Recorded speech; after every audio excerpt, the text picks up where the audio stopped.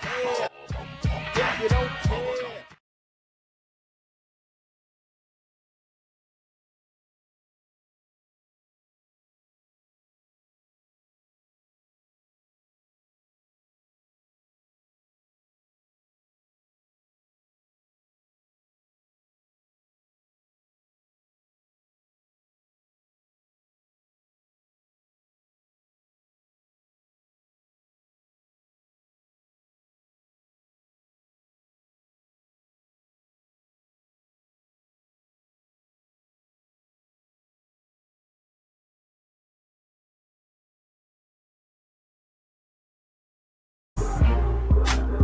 Good evening from the Good House on the campus of Millwood High School. Welcome to Falcon Football, sponsored by SSM Health, First Security Bank, Love Student of the Month, and Counseling Solutions and Interventions. Tonight is senior night, and for 9 Falcons, it will be truly a special night for them. Now, the Falcons lost last week at Chisholm, 42-25. That was a tough one, a real tough one.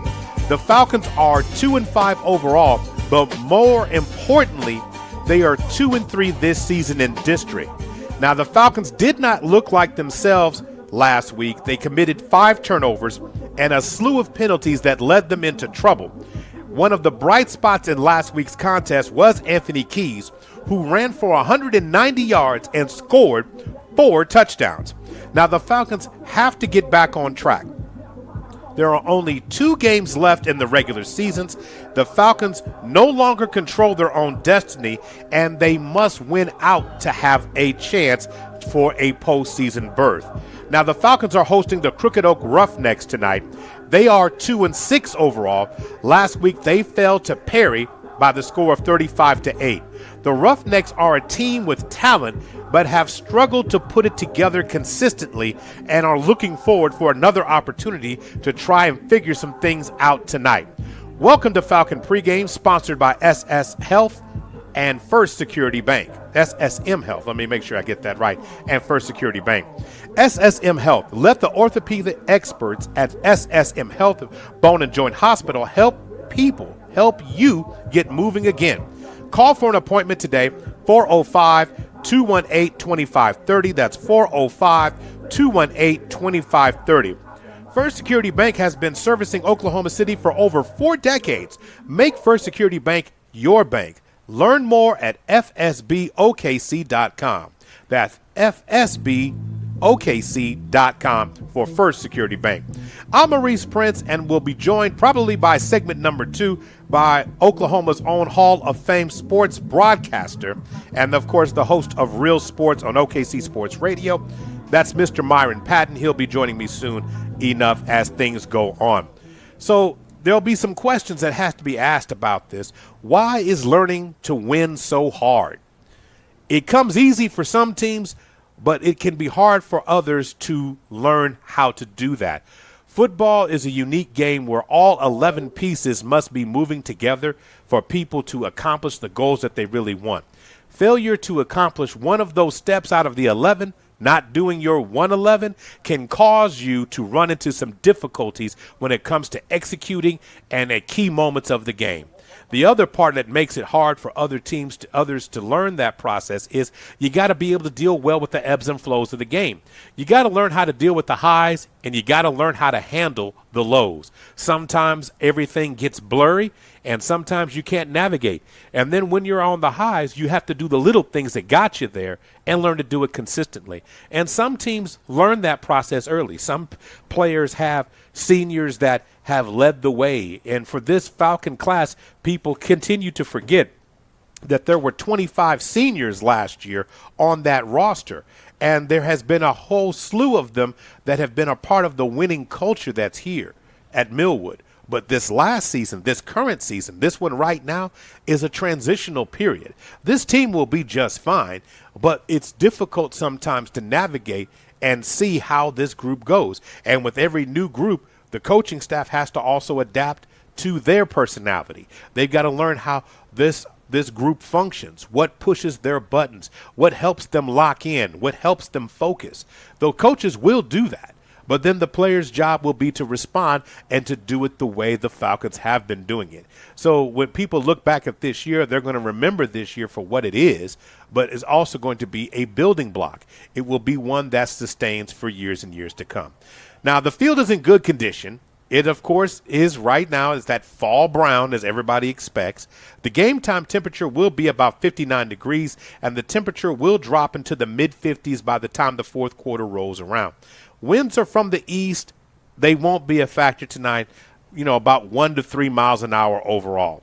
The head coach for Crooked Oak is David Roller, and the head coach in his 13th season is Darwin Franklin.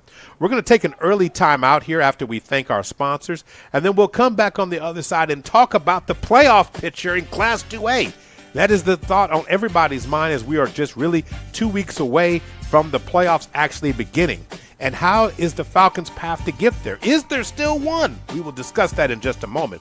Tonight, I want to thank all our sponsors, of course, for tonight's game. That's Super Prep, Big O's Pork and Dreams, Narissa Berry Insurance, First Security Bank, Love Student of the Month, the Black Chronicle newspaper, Heart and Soul 92.1 and 1140, of course, OKC Sports Radio 105.3, Guiding Right, Bank First, Counseling Solutions and Interventions, Community Health Centers of Oklahoma, and, of course, SSM Health. This is Friday Night Football, Millwood Falcon football style. We'll talk playoffs on the other side. Don't go anywhere. Fans, get ready to step into the world of championships with Super Prep Live, hosted by Miles Perry, only on OKC Sports Radio 105.3 FM. Dive deep into the lives of high school and college athletes with exclusive interviews and insight that reveals what makes them great. Follow Super Prep across all social networks to never miss a moment. It's Super Prep Live with Miles Perry. Tune in, get inspired, and stay connected. Visit OKCSportsRadio.com. Injuries don't wait for business hours. Now you can be seen 24/7 for sports injuries. Whether you have a sprain or a broken bone, at the SSM Health Bone and Joint Injury Clinic at 13401 Northwestern.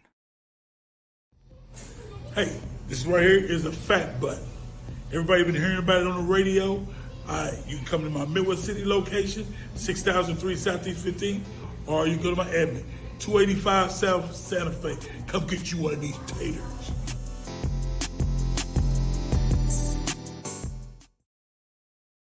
This Mixer Happy Hour is brought to you by the Spencer B. Catering, the Black Chronicle newspaper, the Bryant Center, and Perry Publishing and Broadcasting Company. Eric was way behind on his taxes. I owed a lot of money to the IRS, almost $15,000. I tried to make payments. The IRS wasn't satisfied with Eric's efforts, so they came after him full force. They're coming to put a lien and a hold on all my income, my home, my car. I was just overwhelmed at what to do. Then Eric called Optima Tax Relief. When Optima Tax got involved, the calls would stop, the threats would stop. It was easy like 1, 2, 3. Optima's award-winning team of expert tax professionals took care of Eric's problem. I owe $15,000, and now my debt is clean. I don't owe anything. Take Eric's advice. If you have a tax problem, you need to call Optima Tax now. Call Optima Tax Relief for a free consultation. Call 800-279-6822. 800-279-6822. 800-279-6822. Optima Tax Relief. Actual client compensated for sharing their experience. Some restrictions apply. Visit OptimaTaxRelief.com for details. Behold the Colonel's giant KFC chicken sandwich, a towering, extra crispy monument to flavor. Such a huge amount of juicy, hand-breaded KFC chicken at a pretty tiny $3.99 price. For the Colonel's KFC chicken sandwich. I mean, $3.99 isn't even worthy of the same epic soundtrack as the KFC chicken sandwich for only $3.99. The Colonel lived so we could chicken. Prices and participation vary while supplies last. Taxes, tips, and fees extra. Roar to your degree at Langston University. Oklahoma's only HBCU offers 40 undergraduate and graduate programs. Their students learn how to heal in nursing, excel in business, teach in education, and so much more. Get the full college experience at Langston University. Amazing athletics, a top 10 band, and student organizations, including Greek life. Apply at Langston University and roar to your success. Call 405-466-3428 or visit langston.edu. lexington.edu. Are you ready for some football? It's time for the pregame. Let's kick off the pregame for the Millwood High School football broadcast. It's only on Heart and Soul 92.1 and 1140. Welcome back to Falcon Pregame, of course, sponsored by SSM Health and First Security Bank. Maurice Prince here. So the question at hand is, what is going on when it comes to playoffs for Millwood this year?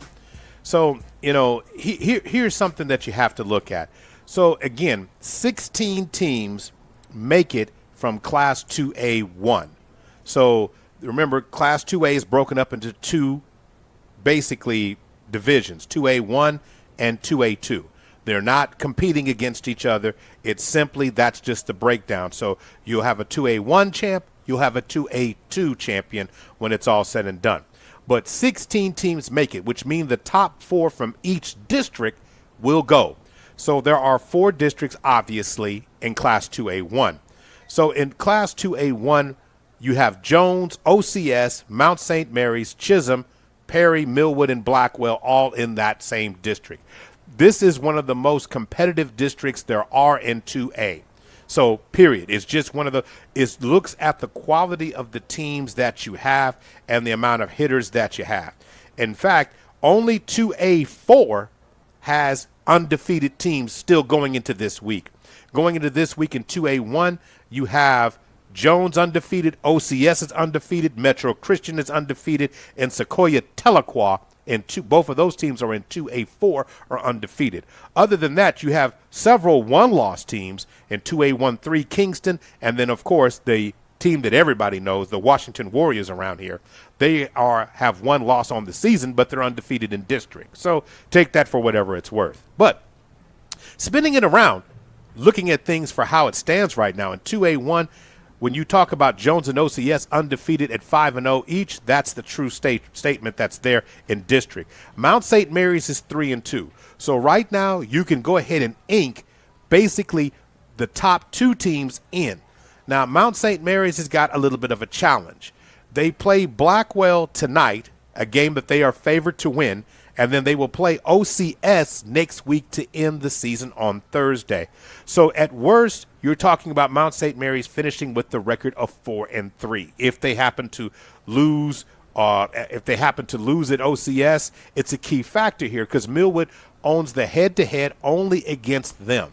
The reason why the Chisholm loss is such a big deal is because Chisholm sits right above Millwood with identical record. And Chisholm and Millwood play the exact same opponents, just in opposite weeks. Millwood is taking on Crooked Oak this week. Chisholm takes on Crooked Oak next week. Tonight, Chisholm is taking on Perry, and Millwood will play Perry next week. So there's very little wiggle room because both of these teams, Millwood and Chisholm, will be favored against both their opponents into tonight. So if you had somewhere to say, hey, can there be an upset that would allow Millwood to find its pathway to the playoffs? The pathway to the playoffs begins tonight in Chisholm as the Perry Maroons are there. Now, the Perry Maroons this year, they are 2-6, 2-3 in district. But if somehow, some way they can catch Chisholm napping tonight, that would be the doorway that would open up the door for Millwood to get in, since Chisholm and Millwood have identical records, and Chisholm beat Millwood, owning the head-to-head. So that's the key factor here. Millwood's path to the playoffs simply begins with that upset. If Chisholm does go ahead and win tonight's game, which they are favored to do, and so is Mount St. Mary's, then we're going into next week with a one-game scenario, which is very, very tough. And the only way that really happens is Mount St. Mary would have to fumble tonight against Blackwell, and that's just really not something that they're inclined to do. They're way talented. Mill would upset them. That was something that will be talked about as one of the biggest successes about Millwood's path. So people have been asking me all week long, they said, hey, Maurice, when's the last time we've seen a Millwood team really not get to the playoffs and not excel and get to the point where they need to get to? Well, that's actually a pretty easy question to ask. You got to go back to the 2020 season, the year before this past senior class finally graduated, if you will, before they finally found their way to get before that run begins. So you got to remember, with high school, depends on how the classes come in, how many seniors, how many students. So if one class carries enough and you get a separation between a freshman and a sophomore class, hey, this is high school. And now with the transfer portal open, you don't know if everybody's staying all 4 years. I mean, which is crazy. I mean, that's crazy to even talk about that in high school sports, but it is what it is, and that's what you have to deal with. That's an element now that's even at the local level, the same level, not at the same level that they're dealing with it at the collegiate level, but it's definitely at one that can be impactful to your program.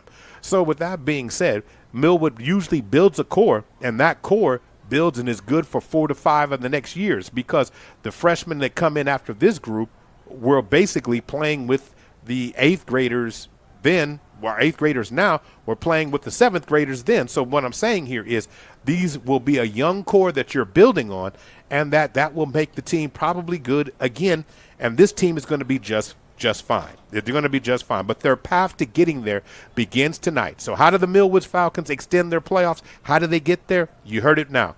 Just open up, look at whatever scoring device you want to look at for high school sports. And I'm telling you now, the Chisholm-Perry game is the most important game in Class 2A for Millwood Falcon fans, because that's the Falcons' main pathway to get there. Other than that, it requires, like I said before, Mount St. Mary's to slip, which they're not inclined to do. I mean, they did lose last week to Jones, but Mount St. Mary's plays OCS next week. And the only way that can happen is OCS can take the loss. Really, Mount St. Mary's doesn't want to be on the bubble, but then you're talking about a better matchup. You're talking about a seeding. So the teams that are in the first 2 spots are usually guaranteed 1, but the team that's in the 1 spot, 1 position in each district, is guaranteed usually 2 home playoff games. So you want that opportunity by all stretches of the imagination if you're Millwood on that side. So we're going to take another quick break. We'll take that break, come back in a minute, and we're going to invite in, of course, the broadcaster extraordinaire himself, Mr. Myron Patton, has made it here. We'll get his thoughts about this Millwood team, get his thoughts about, where this team he feels is going, and we'll get ready for the game against Crooked Oak here that kicks off in just about, looking at my time, about just under 12 minutes to go. We'll take a break, and we'll be back in just a minute. This is Millwood Falcon Football, brought to you by SSM Health, First Security Bank, Love Student of the Month, and Counseling Solutions and Interventions. Oklahoma City, I'm Miles Perry, and do you know a student that would like to win a $10,000 scholarship? Yes, I said $10,000. Love's Travel Stops and Country Stores and Perry Publishing Broadcasting are giving a graduating senior from a Oklahoma City Metro school the opportunity to win $10,000 by just registering online. Each month during the school year, a Love Student of the Month will be selected for registration, and for winning, they will qualify for Love Student of the Year and a $10,000 scholarship.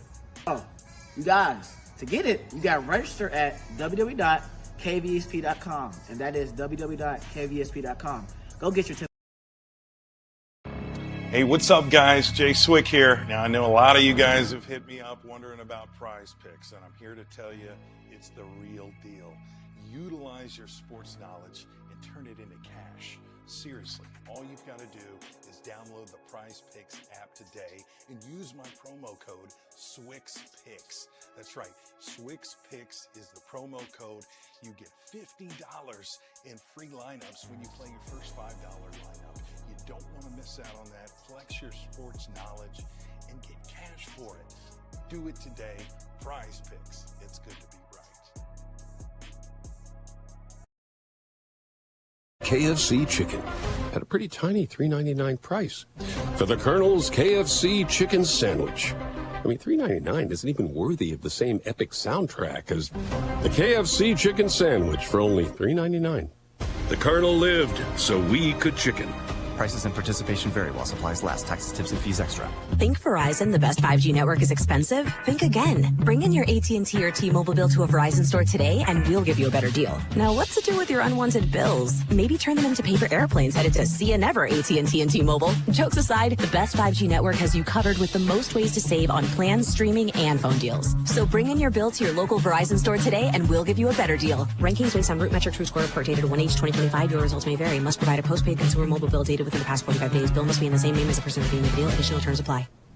You're invited to a moment of history, the dedication of the Clara Luper National Sit-In Plaza. Join us Saturday, November 1st at 11 a.m. at North Robinson Avenue and West Main Street in the heart of downtown Oklahoma City. Celebrate the courage of Clara Luper and her 13 students who on August 19th, 1958 sparked the first sit-in movement right here, inspiring change across the nation. Come honor the legacy of peace, respect, and progress with special presentations by Marilyn Luper Hildreth, Mayor David Holt, and Reverend Dr. Lee Cooper Jr., plus inspiring musical performances. The Clara Luper National Sit-In Plaza dedication, where history, hope, and community unite. All are welcome. Don't miss it.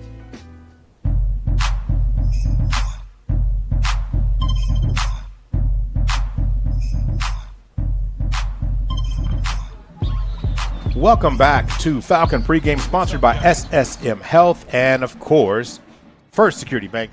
Joined by the broadcaster, Hall of Famer, the ultimate gentleman. Okay, that's enough. You got some more? No, that's enough, Mike. Hey, here's a card. I told you read this. No, I don't. You didn't bring the check with that.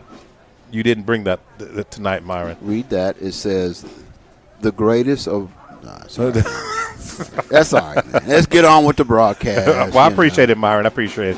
How are you doing tonight, first, by the way? I'm good, man. It's not officially November tomorrow. It's Halloween, I'm just glad you didn't come in here wearing like a Dallas Cowboy hat or something. That's what I was most afraid of that you might do tonight. Well, I almost did wear my some cowboy gear, but I didn't. I think, I said, man, it might be a bit nippy, so I wore our sweatshirts and everything else. But, hey, it's a good time of football season. Nitty-gritty time. It is. And we're interested in treats and no tricks tonight. The Falcon kind of Skittles kind of looked that way last week in terms of that. So sometimes when you lose big games, tough games, Myron, overall, especially in football, it can serve as an unmotivating thing for a young team. How do you help them get over it? Well, one, you tell them this season's not over and you're still playing for something. That's the biggest thing. I mean, a tough loss or whatever, but you still got games left to be played and still things to be gained. And this is such a young Millwood team. I was just talking to Don Blythe, Donnie's Blythe's granddad, and you could see the improvement of this team from where they were at the beginning of the season to every single week. They've had some tough losses. Last week was a tough one, but you still got a chance to make up for it tonight and next week, and hope for the playoffs beyond that or whatever. So there's a lot to play for, man. There's no time to be feeling down for yourself. No, you don't. But football is one of those sports where sometimes you make the comment where you talk about getting, you're talking about doing something where letting go of the rope, so to speak, in essence, where you don't follow through, you don't keep into where you are, you're not locked in, and you tend to, maybe basketball season's coming up because a lot of the football players play basketball too. Yeah, there is, but you know what? And that's something. If you're feeling that way, that's where you really got to rally, guys. When you start saying how many games you got left instead of who do we get to play next, because that is a different mental attitude if you start doing that. But you still got things on the line, and again, these are freshmen, sophomores in a lot of cases, or if you're a senior, you're looking at the end of your career, or your last home game, and things like that that's coming up here real soon. So. That's where the coaches and the leaders on the team got to make sure guys realize, hey, there's still football left to be played, and you want to have some good memories. If this is it, you want to have some good memories before you send off the season. You don't ever want to say, win one for the Gipper in this particular case, but tonight is Coach Franklin's birthday. So happy birthday, Coach Darwin Franklin, for myself and Myron, of course, and the family, of course, the Millwood Falcon family and Perry Publishing and Broadcasting Company. But I will say this tonight, it would be a good night to win for the coach. I mean, it just kind of is. If you want to give him a birthday present, listening, paying attention to details, less penalties. As a coach, would that motivate you, Myron? That and some, and I like Kit Kats, just like really like crisp. Not frozen. Not frozen. But no, not in the freezer, but in the refrigerator, crisp. When they're like, Okay, so so that the refrigerated but not cold. No, I don't want frozen. I want them when you snap them. That's like they got a nice little, little bite. Yeah. Is that the candy of the year for you, Myron? Well, are you going trick or treating following tonight's game? Well, if I leave at halftime, don't come back, you'll know what's up. Okay, all right. Now there are some kids down there with their buckets. I don't need you taking them either. Well, okay? sometimes sometimes they say, "Hey, take this." No, Myron, they're not going to do that. No, name me a kid that you know that will willingly give up candy that's not family member. Well, they might just have me to hold it for them. And hold it? Yeah. Okay, Myron. All right. I'll give it back after the game. A bucket. An empty bucket. Anthony Keys has just had phenomenal season. And to me, the more the Millwood Falcons continue to run the ball, Myron, the easier it has been on Donnie Bly. Mm-hmm. Donnie Bly played an amazing game when we called the game against Mount St. Mary's. And it wasn't so much that he was electric in so many senses. What it was is he made the right decision in the right play at the right time. I think when you have Anthony Keys starting the key or being the key of the offense and the focal point of the offense, it makes it easier for him to execute.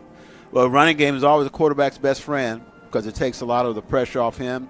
And, of course, that Mount St. Mary's game you talked about, I mean, he led them on that last-second drive or last-minute drive to get the winning field goal and made some really good passes, was calm, cool. I mean, that's what I was talking to his granddad about. You can tell just the growth that he's making personally and the other guys as well. But, you're talking about a freshman who you are seeing grow before our eyes. And so he's a more developed guy than he was at the beginning of the season. And so, but a running game, Anthony Keys, when he's doing some things, that means it's not all falling on the quarterback, and also means that the defense can't just key on him and rush him and try to take the offense down that way. It hasn't really mattered in the last 2 weeks. We've watched Anthony Keys emerge almost running for or contributing from scrimmage, nearly 500 yards from scrimmage. He's just been that dynamic in the last 2 games. Over 200 yards in the game against Mount St. Mary's and 190 last week. I mean, you're talking about a guy who's been dynamic in so many levels. So what we're going to do is take our final break of pregame. The Millwood Falcons have come out for the coin toss. The Millwood Falcons won the toss, and they declined, and will give the ball first to the Crooked Oak Roughnecks to start off tonight's game. The Falcons will be looks like they'll be kicking the ball from the south or from the north end zone. And when we get started this evening, we'll take a break. He's Myron Patton. I'm Maurice Prince. I got to put up with him all night long, and of course he'll tell you that. Pass the Skittles too. Okay, no, this is like red the ones. worst. Red ones. Ooh, man. No, they're nasty. They Stop. should just have this one bag. I'm that one guy who doesn't like Skittles. Oh, I'm that on, guy. man. Yeah, I'm sorry. It's a modern day jelly bean. Okay, if you had to put it on a top 10 scale, you're putting the Skittles on. Oh, it's up there, man. It's up there. Okay, we'll take a break. The Falcons have taken the field tonight, and the Falcons are on the field right now. We'll take our final break. We'll be back and get you set for kickoff. You're listening to Millwood Falcon Football, brought to you by SSM Health. Also, First Security Bank Love Student of the Month and Counseling Solutions and Interventions. You're invited to a moment of history, the dedication of the Clara Looper National Sit-In Plaza. Join us Saturday, November 1st at 11 a.m. at North Robinson Avenue and West Main Street in the heart of downtown Oklahoma City. Celebrate the courage of Clara Looper and her 13 students who on August 19th, 1958 sparked the first sit-in movement right here, inspiring change across the nation. Come honor the legacy of peace, respect, and progress with special presentations by Marilyn Looper Hildreth, Mayor David Holt, and Reverend Dr. Lee Cooper Jr., plus inspiring musical performances. The Clara Looper National Sit-In Plaza dedication, where history, hope, and community unite. All are welcome. Don't miss it. Newsmax, you like Newsmax. I like it too. Newsmax has been terrific. President Trump is right. Millions like you are tuning into Newsmax. You're watching Newsmax on cable. You're going to our streaming channel, Newsmax 2. And you're downloading our free Newsmax app on your smartphones and TVs. Reuters Institute says we're now one of the top news brands in the nation. Every night, watch great shows with Rob Schmidt, Carl Higbee, Rob Finnerty, and more as they expose the big media lies, the Washington swamp. And they're never afraid to talk about faith, freedom, and the values that made us great. Find out why Newsmax is the fastest growing news channel in America. Make the switch today and join our news revolution. Get Newsmax on cable, on streaming, and download the free app today. It takes just seconds to start. Let President Trump know you stand with Newsmax. It's for real news, for real people. Make the switch today. OKC, keep listening for your chance to win a pair of tickets to one of the biggest tours to come through Oklahoma City. It's the New Edition Way Tour featuring New Edition, Boyz II Men, and Tony Braxton. Coming to the Paycom on Friday, February 6th. Tickets are on sale now at Ticketmaster.com. That's Ticketmaster.com.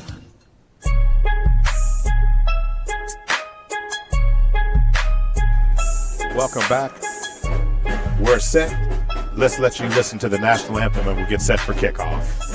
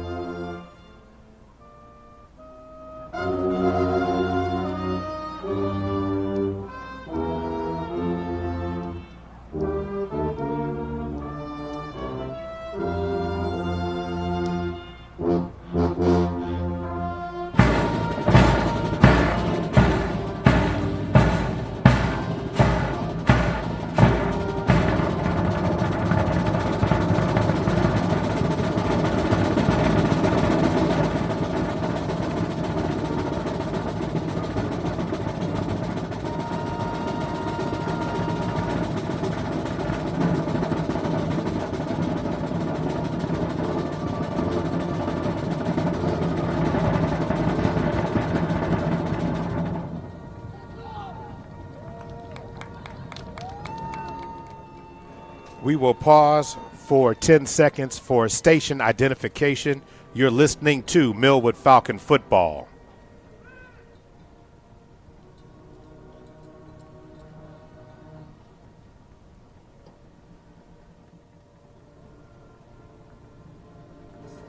All right.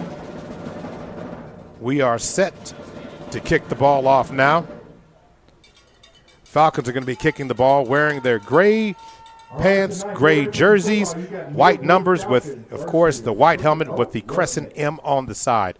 Cricket Oak is wearing their maroon pants, white jerseys with I would say maroon numbers on the top of their jersey with the emblem for Cricket Oak on the side of their helmet. Donnie Bly, the senior, getting ready to kick the ball off for the Falcons. 12 minutes on the clock, and we are set to go this evening. Happy birthday to Coach Darwin Franklin. Today is his birthday. Make some noise for Coach Franklin. So, Coach Franklin getting ready on the sideline. Always focused, always stoic. Keys to the game, Falcons start fast, limit mistakes, and Myron, you and I just talked about this, establish the run. Kickoff is away, going to be fielded at the 15-yard line and returned just shy of the 24-yard line. So a decent return there as the ball was returned for about a gain of 9 yards on the play. So, Myron, we'll get a chance to look at the Crooked Oak offense for the first time tonight, and we'll get to see exactly what they have in store for the Falcons this evening. So set to run the ball tonight. Running the offense tonight, of course, is number 16 for them, Caden Kennedy. Kennedy, shotgun formation, 3 receivers, twins to the left side. Falcons are down in a 4-3 right now. Kennedy looking. Ball is snapped. Going to hand the ball off. Crease up the middle, but nothing doing there. Good tackle by the Falcons going to work right there.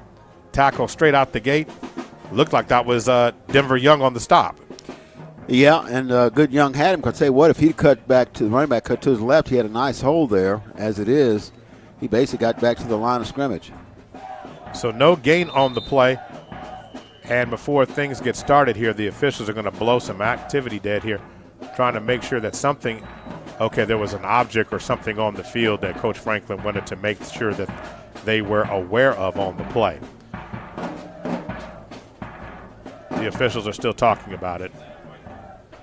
So no gain on the play. 2nd down and 10. 11:13 to go on Friday Night Football here at the Good House. Millwood Falcon look to getting back on track tonight. Crooked Oak looking to establish some consistent play from their team this year. They've had some great moments, but haven't been able to sustain it. Going to work again. 3 receivers. Twins left. Ball snapped. Kennedy rolling. Pulls it down, decides to take it to the outside. Going to be brought down by Keontae Grizzard on the play. He may get a gain of 1, maybe a gain of 2 out to the 26-yard line. Yeah, Grizzard ran him down. Looked like he might get some yards there, but Grizzard turned on the Jets to keep him to a minimal gain. Looked like he may have got about a yard and a half. So back to work again. 3rd down and what will be about 8 yards to go. 10:39 to go in the first quarter of this one. So Crooked Oak getting their information. Of course, they use it a little different style. Every team does, Myron. They have the wrist system where they're getting a signal that coincides with the play that's on their wrist. 3 receivers now. Twins to the left. Coming set now. Tight end is on the near side. And before things get started here, it looks like it's going to be a delay of game penalty. Flag on the field. So it looks like they weren't able to get the call or get the play in that they wanted there. Yeah, they were kind of confused there a little bit. Guys trying to get lined up right on the right side of the field, and that's going to cost them 5 yards, and it's going to make it pretty difficult who can keep this drive going. 3rd down and about 13. So clock has been reset.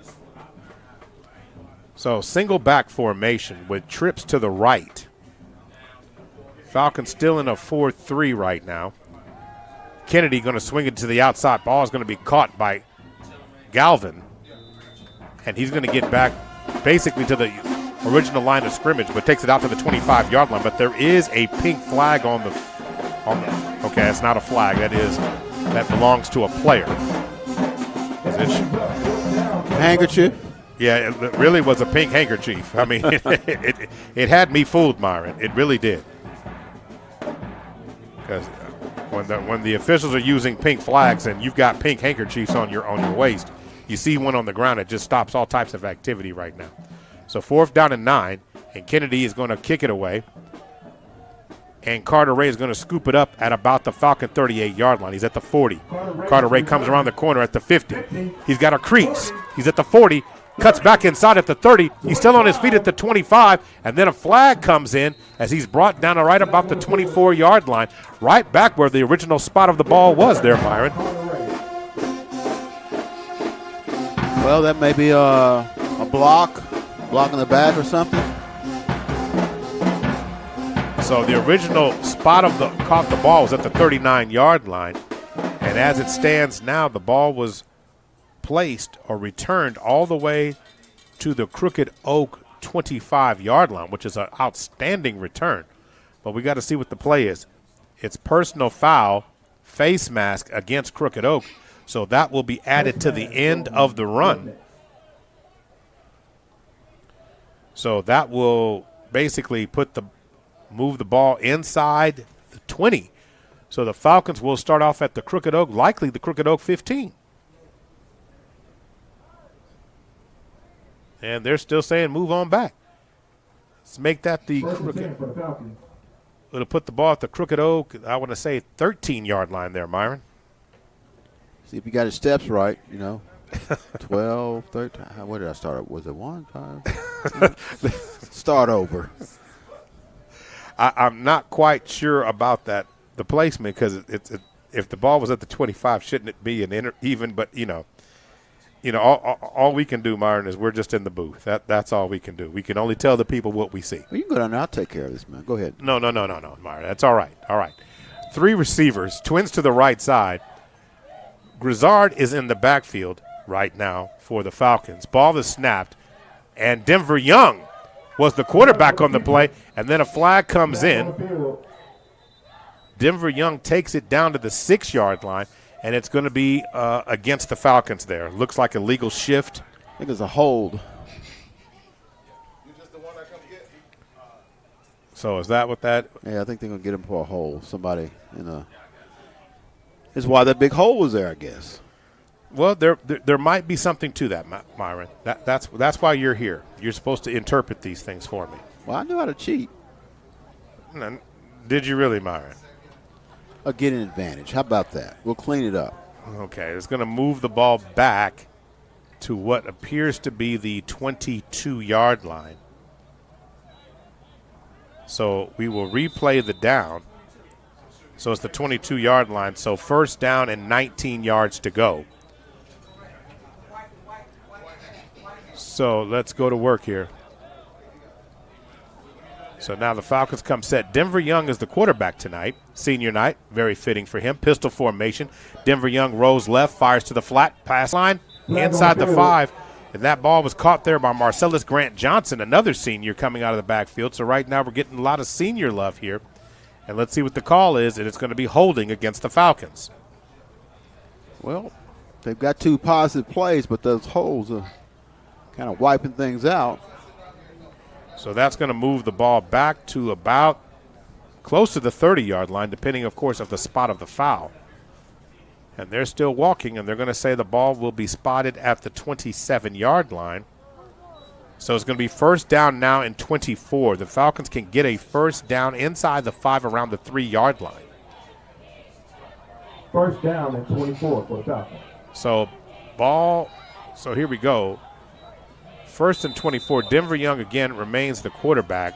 3 receivers, twins right, balls on the left hash. 8:21 to go. The Falcons have not scored yet. Neither has Crooked Oak. No score gain. And before that happens, Crooked Oak stepped into the neutral zone, and the officials are going to blow it dead. So we're at the point right now, Marvin, where we've had more penalties than we've had plays. You aren't kidding, man. It's an extra few yards due to penalties. But just matters where you end up. Is that necessarily so Denver Young? So how about that? So the extra point attempt. Denver Young 7. Was it good? It's good. Well. Okay. Okay. Oh, it's no good. Field goal's no good. No. Okay, it's good. Okay, it's good. So the extra point is good. So Denver Young, how about this? The quarterback and the kicker. He scored 7 points on his own. I say Denver Young 7, Crooked Oak nothing. I want to make sure we thank our sponsors for tonight's contest: SSM Health, Community Health Centers of Oklahoma, Counseling Solutions and Interventions, Bank First, Guiding Right, the Block Chronicle newspaper, also TBC, the magazine. I'm going to throw them out there. Super Prep, Big O Spork and Dreams, Narissa Berry Insurance, First Security Bank, and Love Student of the Month. Denver Young, as a senior, getting all the action. Now he's going to kick the ball off. Pretty soon he's going to say, hey, man, y'all can go sit down. This Denver Young left, Denver Young right. I'm going to throw it. I'm going to do whatever I want. This is senior night. Let's see punts. And not to mention, we want to shout out Denver Young, because in high school football, how rare is it to have a game winner on a field goal kick? Well, he's a reliable kicker, too, and that's a lot of high schools don't have that. Guy you can actually kind of game plan and play for a field goal. Denver Young kicks it away, and the ball is going to be picked up at the 4-yard line. It's at the 10. And still on his feet, that is Sean Meja. Meja is going to return the ball out to the 20-yard line, a return of 16 yards on the play. So nice job on the return there after being pinned deep. He looked like it could have been a bad situation there, Myron. At least he got back to the 20. Yeah, we'll see if Crooked Oak, see what they do on that second possession. Millwood pretty much shut them down. Of course, had some penalties involved there as well. So going to work right now, 3 receivers, twins to the left for Kennedy. 6:30 to go, Millwood up 7-0. 18 seconds on the play clock, ball is snapped. Kennedy eludes the pressure from Millwood, decides to pull it down and run on the near side of the field. He's going to be knocked out of bounds. It looks like he's going to lose maybe a couple of yards on the play. So it looks like he's going to lose a yard on the play down to the 19-yard line. Yeah, the pursuit got him pretty fast. Millwood runs well on the perimeter, get out there to get him out of bounds, and looks like he may have lost a yard. Second down and 11 as it stands right now. 6:10 to go. So Crooked Oak, again, that Millwood front four getting and basically creating pressure and havoc in the backfield. Got to give a lot of love right now to Keith Bundage that's out there. Also the edge rusher right now, pressure being applied by Keontae Grizzard, also coming up there and really making it difficult for Kennedy. Multiple plays, he and also Lazier Nath being back there, really getting back there and creating havoc. Ball to snap. Kennedy with the fake. He's going to do a little bit of the, I want to say, zone read play, because that's really what it was, a little RPO action, and he gets back to the original line of scrimmage out to the 20-yard line. Yeah, it's going to set up 3rd and long for them. Millwood doing a good job not allowing a whole lot in the running game up front. 3rd down and 11. Right now it looks like Crooked Oak will have trouble moving the football, at least running the football against Millwood. We'll see about throwing it, but hadn't had a lot of success in these first 2 drives. Trying to create a space in the middle. You had noted on the first drive, Myron, that the running back at the time looked like that was Galvan. Had he cut back, maybe he would have had a crease. So they're running straight to the spot, not necessarily looking at where the hole is telling them. So got to find some confidence in the running game right now. Kennedy calling for it. Ball to snap with 3 receivers. This time Kennedy's going to pull it down and roll back in the middle of the field. He takes some hits and takes the ball out to the 24-yard line. A gain of 3 on the play, maybe a gain of 4. So they said they're going to spot it at the 24-yard line, so it will be technically a gain of 4. So 4th down and about 6 yards to go, 4:55 to go here. And, of course, Kennedy is the punter here. But you've got Carter Ray standing at the Crooked Oak 40, and just around midfield is a guy named Anthony Keys. Do you know him? I've heard of him. Okay, that's good, Myron. He's a pretty good running back. That's what word is. Ball word to snap. On the street. Kennedy bobbles the punt, but Keys cannot hold on to it, and now Keys has got to find a way to pick it up. Keys can't get on it, and he finally scoops it up, picks it up at the 25-yard line. Keys making something out of nothing and returns it back to midfield. I'm not sure how Keys did that. Had it been a pursuit by anybody else, they might have got the ball, but Anthony Keys says, hey, man, I'll do something with that. He picked the ball up there at the 24-yard line, Myron. That was crazy. Yeah, well, it came close. Crooked Oak recovering that, but he did pick it up himself and get a nice return for that and give Millwood some pretty good field position for the second drive of the night. So Keys returns it out to the 48-yard line, so it will be 1st and 10 Falcons from that spot. So now here we set to go. 3 receivers now, and Donnie Bly has taken over for this series. Bly drops back in the pocket, rolls to the near side, has a receiver open, and that pass is incomplete. He tried to get it in the hands there of Benjamin Franklin. Pass incomplete. Oh, Ben. So Ben did not make that one that time. Trying to get it to Mr. Franklin on that one. Didn't work. So 2nd down and 10. Falcons up 7-0, 3:50 to go before the end of the first quarter. All right, set to go. Diamond formation for the Falcons now. Anthony Keys comes out of the backfield. This time they're going to hand it to the up back. Cutting back is Marcellus Grant Johnson.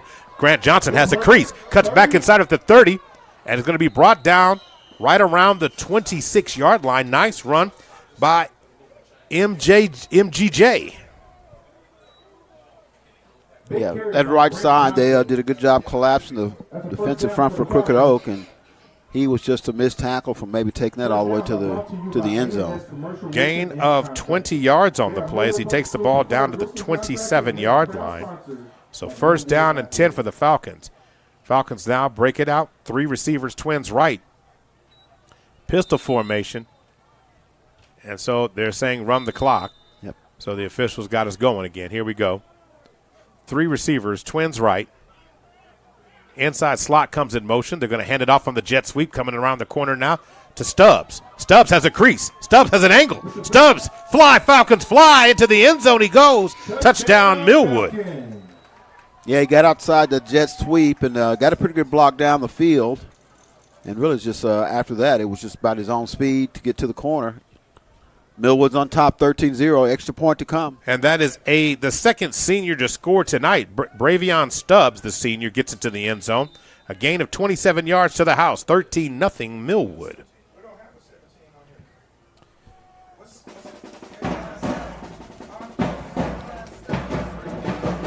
Here we go. So the Falcons get into the end zone. Touchdown by Bravion Stubbs. So the extra point attempt is good there. Was that? Denver Young put it in there for the extra point, and the Falcons are now up 14-0. We'll take a quick break. We'll be right back. You're listening to Millwood Falcon Football, sponsored by SSM Health, First Security Bank, Love Student of the Month, and Counseling Solutions and Interventions.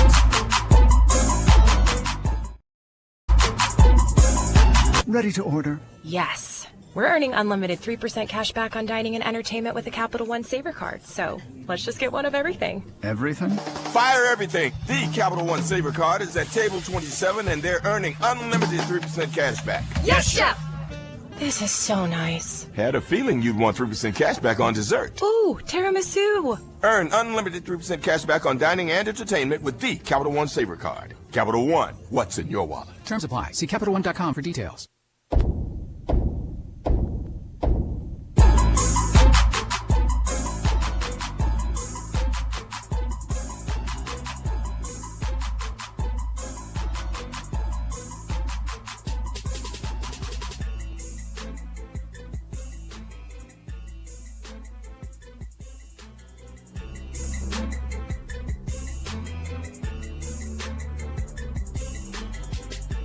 All right, welcome back to the Good House. Maurice Prince and, of course, Myron Patton on the call. 2 scoring drives for the Falcons. Kick is away, rolls around on the ground, and it's going to go out of bounds right there at about the 35-yard line. So that'll move it about, the 25-yard line. It'll move the ball out to the 35-yard line. 1st and 10 from that spot, Myron. Yeah, I think he was trying to kick away from someone. They'll lose about 10 yards on that. Crooked Oaks out show they can move the football. They haven't looked very, very good these first 2 drives. But Millwood, I'm feeling pretty good about myself. So that penalty is going to spot the ball at the 35-yard line. It's a legal procedure, of course, is the penalty there. So we'll just say that. But they're going to move the ball out to the 35-yard line. It'll be 1st and 10 Falcons from that spot. So here we are, set to go,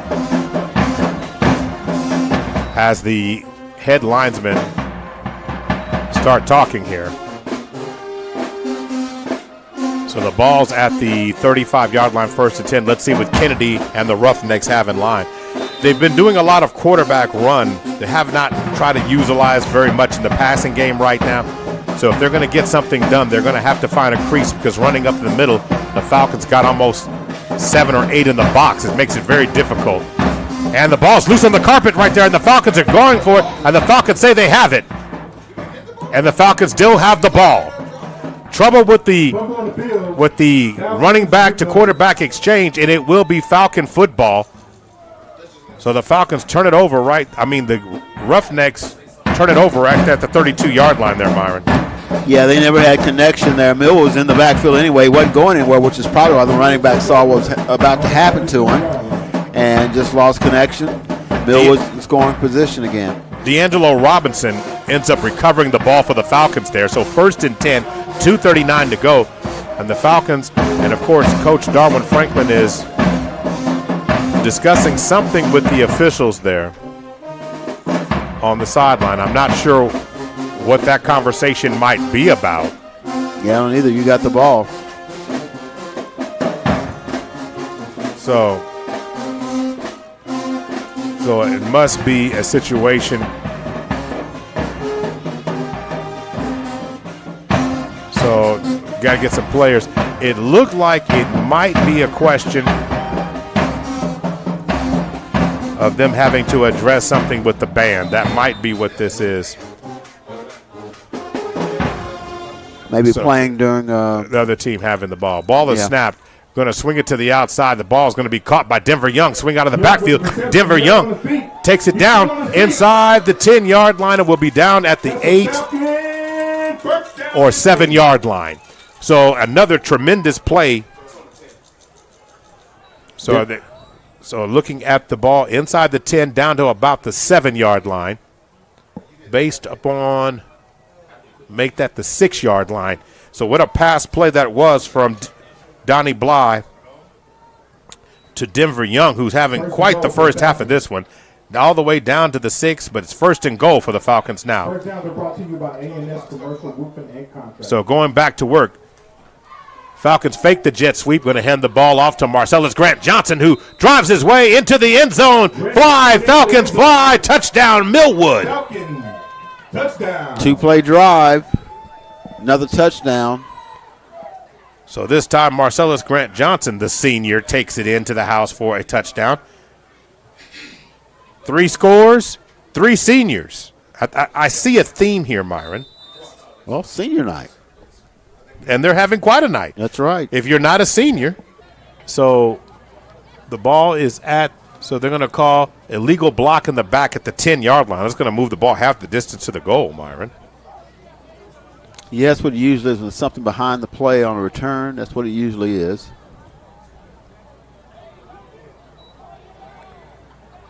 So ball was returned. So it's going to back them up inside the 5. So that penalty, half the distance to the goal, without question. So moves that ball, as you said, illegal block. So they have it spotted now at the 5-yard line, as you called it, Myron. Not where you want to be with your Crooked Oak. You haven't had a lot of success moving it. So you don't want to make a mistake. You fumbled on your last possession. Crooked Oak. Do they have they just don't have a running back. Got them all receivers. So 5 receivers, empty set. Kennedy tries to run the ball, and he gets them a little bit of breathing room out to the 6-yard line. So maybe a gain of 1 on the play. They're trying to spread them out with all your receivers, and then just let your quarterback see if he can find a hole, give you some room to run. 2nd down and 9 from the 6. 2nd down and 9. 1:48 to go in the first quarter. 21-0 is the score. The Falcons on top. So 25 seconds. Now the Roughnecks have their call. Now they're coming set. So looks like we're going to go again with 4 receivers. Correct that, 3 receivers. Twins to the left. No, 4 receivers. 2 on either side, split. Ball is snapped. Kennedy's going to put it up. Throws the ball over the middle. Has a receiver open. Going up high. And that pass is going to be intercepted by number 14 by Jordan Shannon. And Shannon's going to be brought down right about the 41-yard line. What a play by the Falcons. Ball was tipped, intended for Sean Major. But nice ball hawking skills on that one by Jordan Shannon, the senior. Another senior making a play. Look for the seniors tonight. Trying to catch them going kind of a skinny post and a little bit overthrown. Tip drill. Interception. It was. Interception that time again by Jordan Shannon on the play. So nice job. 1st and 10 Falcons now once again for the 3rd possession in a row. Timeout being called now by the Roughnecks. We'll take one here as well. You're listening to Millwood Falcon Football, brought to you by SSM Health. First Security Bank, Love Student of the Month in Counseling Solutions and Interventions. Brought to you by Rose State College. Think Verizon, the best 5G network, is expensive? Think again. Bring in your AT&T or T-Mobile bill to a Verizon store today and we'll give you a better deal. Now, what to do with your unwanted bills? Maybe turn them into paper airplanes headed to See Ya Never AT&T and T-Mobile. Jokes aside, the best 5G network has you covered with the most ways to save on plans, streaming, and phone deals. So bring in your bill to your local Verizon store today and we'll give you a better deal. Rankings based on Root Metric True Score report dated 1H 2025. Your results may vary. Must provide a postpaid consumer mobile bill dated within the past 45 days. Bill must be in the same name as the person receiving the deal. Additional terms.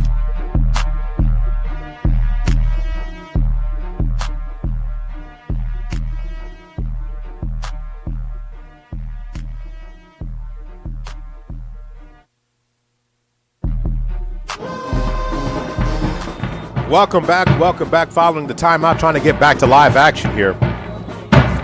You know, field position plays a lot into these games, Myron, because the amount of distance you have to drive when you're always on the opponent's side of the field, it's a shorter distance, and you really have a chance to build momentum quickly, and your opponent always seems like they're scrambling. And the Falcons have had, this will be their fourth consecutive possession on the Oak side of the field. Deep throw. No one's there. Gonna catch it. Into the end zone he goes. Kevon Shields into the end zone off a Donnie Blythe deep pass on the post route. Not on the post. It was more of a stop and go to the end zone. Yeah, and the corner just stopped. He forgot to go with it. So he thought he had zone coverage on the backside. He had to. I guess he just kind of stopped. So 27-0 pending the extra point here. Falcons are rolling early in this one. 1:05 to go in the second right now. Ball is snapped. Kick is up. And Denver Young puts it through the upright. I just don't understand why that. Their arms are getting tired, man. Come on. Is that what it is? Yeah, you got to, you pull a muscle, putting your arm up so fast, you just pull a muscle that, that's what happens. So too many touchdowns. All right, so a short period of time. 4 first quarter touchdowns by the Falcons, and we still have 1:05 to go here, Myron. And Crooked Oak with two turnovers on their last couple of possessions here. It's allowed the Falcons to start fast. They've been able to get whatever they want on their side of the field, on the Crooked Oak side of the field. Yeah, they have, and it's looking like it's going to be one of those nights, a great senior night for Millwood, a run the clock for Crooked Oak. So 28-0 is the score right now. And Denver Young's going to put it in play. He might pull his leg from kicking off so much. The officials blow it, and we're set for kick here. 1:05 to go. 28-0 is the score. Maurice Prince and Myron Patton on the call. And the kick is away. Going to be caught at about the 11-yard line. Return to the 20-25-30. Runs it to his own player at about the 36-yard line, or he might still be running. Yeah, that slowed his momentum. He had some nice strides there until he ran to his own man. So that was a good return there by Justice Raymond. Picking up the ball right there at about the 11-yard line and returning it all the way out just shy of the 40-yard line. We'll spot it at the 38. So nice job for him on that play. So 1st and 10, one of the better field starting positions for the Roughnecks so far this evening. So 3 receivers, twins to the left.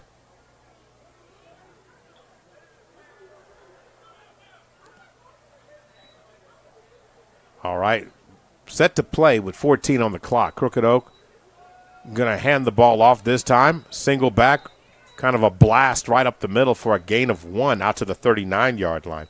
What I find interesting, Myron, is Crooked Oak gets their call, but when they come set, they kind of pause. And if you're trying to get an advantage, for when you start talking about lining up and everything for David Roller's team, you kind of give up the element of surprise, which the spread and hurry up usually tends to get you because you're taking a little bit of time to snap the ball. This time the Falcons jump into the neutral zone, and it will work to their advantage this time for Crooked Oak. Yeah, if you're running no huddle, you want a fast tempo. Of course, I guess it's taking some guys a little while to kind of process what the play is or whatever. But we'll see if this helps them get their first down of the night. So as it stands right now, it's 2nd down and 4. They're 16 seconds to go. They're going to wind this clock here. Let's see if they're going to do that. And they are going to wind it so Crooked Oak might not get a playoff because it's taken them a little bit of time to come set. 10 seconds on the play clock, 4 seconds on the game clock. How the play clock didn't reset, I don't know. Kennedy has it, decides to pull it down. No one's paying attention. Kennedy finds a crease, runs a little bit too much east and west, but he goes north and south and will take the ball into Falcon territory, and Crooked Oak will get their first down of the night at the end of the first quarter, down to the Falcon 48-yard line. So at the end of the first quarter, it's 28-0. We'll take a break. You're listening to Millwood Falcon Football, sponsored by SSM Health, First Security Bank, Love Student of the Month, and Counseling Solutions and Interventions. We'll take a break, start the second quarter in just a moment.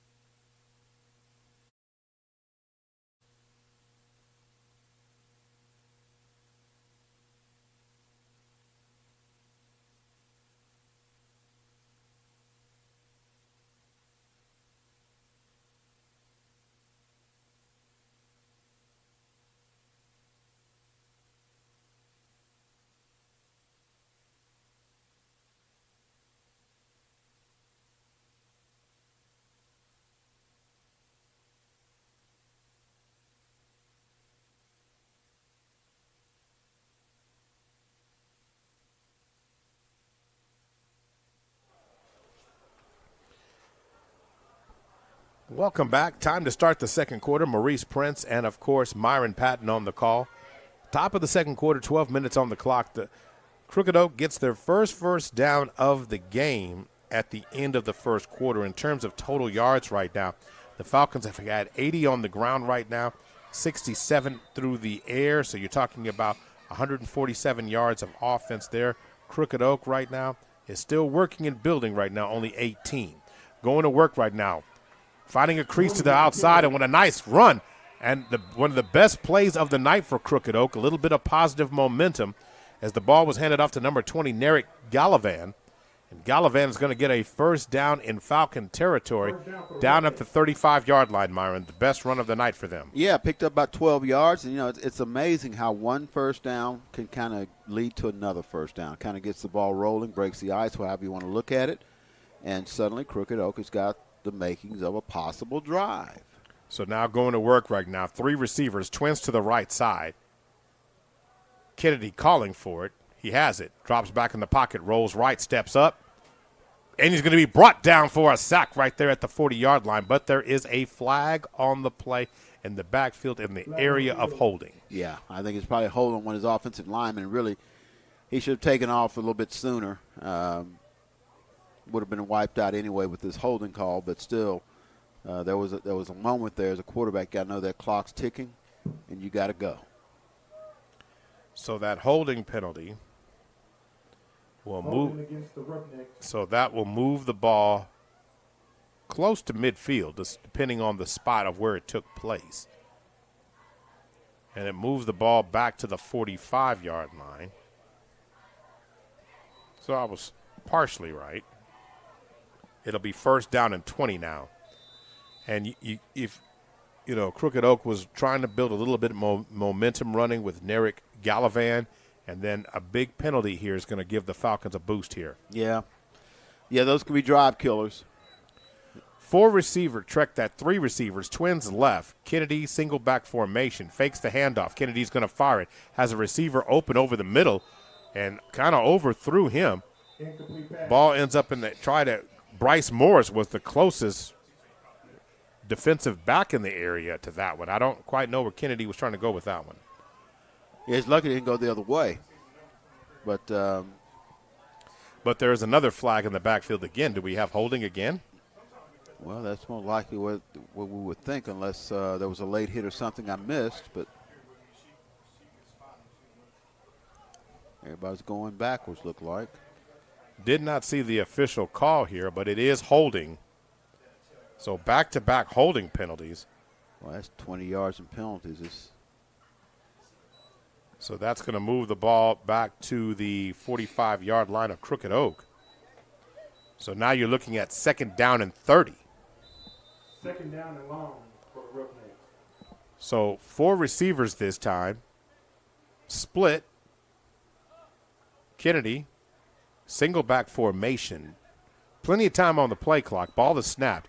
They're going to hand the ball off to Gallivan again, and the Falcon defense brings him down. Nothing doing there. Ball out to the 47-yard line. Gain of 2. Gain of 1. So 3rd down and about 29, 28 yards to go. You make the call. What are we running here? Hey, wait, man. So, again, what do you have in the back pocket, Myron, for, 3rd and 28? You could throw it deep, make it like a punt. And the Falcons drop offsides again. And that's one of those type of things where that's not going to make the Falcon coaching staff very happy here. So, 3rd down and long, and you're jumping offsides in the situation here. They smell sack. That's what that is. Going to be smelling the bench if they keep acting like that. Well, that's true also. I mean, that's one thing that you don't see, and then there's a timeout on the field right now. So it'll be 3rd down and 23. Let's thank our sponsors for tonight's game, SSM Health, Community Health Centers of Oklahoma, Love Student of the Month, First Security Bank, Narissa Berry Insurance, Big O's Pork and Dreams, Super Prep, the Block Chronicle newspaper, out today on newsstands everywhere, Guiding Right, Bank First, OKC Heart and Soul 92.1 and 1140, and, of course, OKC Sports Radio 105.3. I'm Maurice Prince. He's Myron Patton. Glad to bring you this football on this trick and treat night. Myron's eyeballing somebody else's bag of Skittles, which I think is wrong. I mean, if he moves, they're mine. He better stay where they are. Myron, you are not about to take a grown man's Skittles, man. Didn't they have a commercial about that? In some Michigan commercial where he was on the Jumbotron and took the cotton candy from a kid? Cotton candy, yes, he did. So you're going to be that guy. We have a video camera here, he's Myron. A big kid, though. Yeah, I wouldn't take his Skittles, man. You distracted. No. Why do I have to be involved? You distracted, I'll do the rest. No. Come We're back to man. live action. Let's talk about football, man. You over there eyeballing Skittles like it's just something special. They are. They're not. And that one's not even the regular flavors, Myron. That's like, I don't know if it's tropical or whoever it is. Skittles, man. That's all you need to know. Yeah, they can keep going. 5 receivers. Trips to the left side for Kennedy. Ball is snapped. Kennedy wants to throw it, throws it over the middle, and that pass is deflected. Nice job on that time by the Falcon defense. Nice job by Bryce Morris of playing safety on the play. It's 4th down. So 4th down and 23. I don't think they'll go for it. Well, it's more, the thing about it here is, Myron, you have to be on your toes because the the punter and the quarterback is the same guy. So you always have to be alert just in case he decides to do it. I'm not sure you do it on 4th and 23 and you're down 28 points, but you have to be alert. And he does not go very deep. He's like basically taking a shotgun snap and punting. So we've got 3 receivers now, and Kennedy looks to throw it. He's going to throw it over the middle, and that pass is going to be intercepted. Carter Ray has it. He's at the 40-yard line, dances at the 45 before he is forced out of bounds. So it works as a semi-punt, but Carter Ray comes up with the interception right about the 35-yard line and then takes it right up just a few yards shy of midfield, we'll say at the 47-yard line. Was that supposed to fool somebody? Well, Myron, that's difficult for me to answer at this point. It looked like just a regular play. It looked like just a regular play, right? It really did. And it was intercepted. So intercepted right around the 31 or 32 yard line. And then Carter Ray returns it all the way back to the 47. 1st and 10 Millwood from that spot. Ball is snapped. Denver Young's the quarterback, throws it out to Carter Ray on this one. Carter Ray dances, dives, and will get a short gain on the play. Going to be brought down right there about the – and multiple flags come in after the play is over. So the play will end with the Falcons having the ball at the Crooked Oak 47-yard line, but there are multiple flags. Myron, have any idea? I don't know. They're going to get together and talk about it. Says, now, what'd you see? So Carter Ray catches it, but there was something that took place after the play. It's going to be unsportsmanlike, whatever it is, but there's multiple flags. Late hit or something? Flag on field. Dead ball, personal foul against Crooked Oak. Yeah. So personal foul against Millwood. So really not sure. Okay, so the officials are conversing now. So, but it will be a personal foul, dead ball penalty against the Falcons for a personal foul or unsportsmanlike conduct, however you want to scoop it. Still smells the same. And it'll move the ball back inside the Millwood 40, back to the Millwood 39-yard line. So 2nd down and 18 now for the Falcons. Denver Young is the quarterback. 3 receivers, twins to the left. Denver Young looking over, 9:16 to go in the second. Inside slot receiver Bryce Morris comes in motion, then resets. Twins to the top. Now Bryce comes in motion. They fake the jet sweep. Denver Young finds a crease and blasts ahead, getting the ball just a couple of yards shy of midfield, back to the 47-yard line. Nice fake jet sweep, and then, of course, Denver Young with the quarterback keeper taking the ball out to the 47. Yeah, they're doing some good blocking up front, man. It was like a wave that he was falling behind to pick up those yards and basically gets the penalty yards back.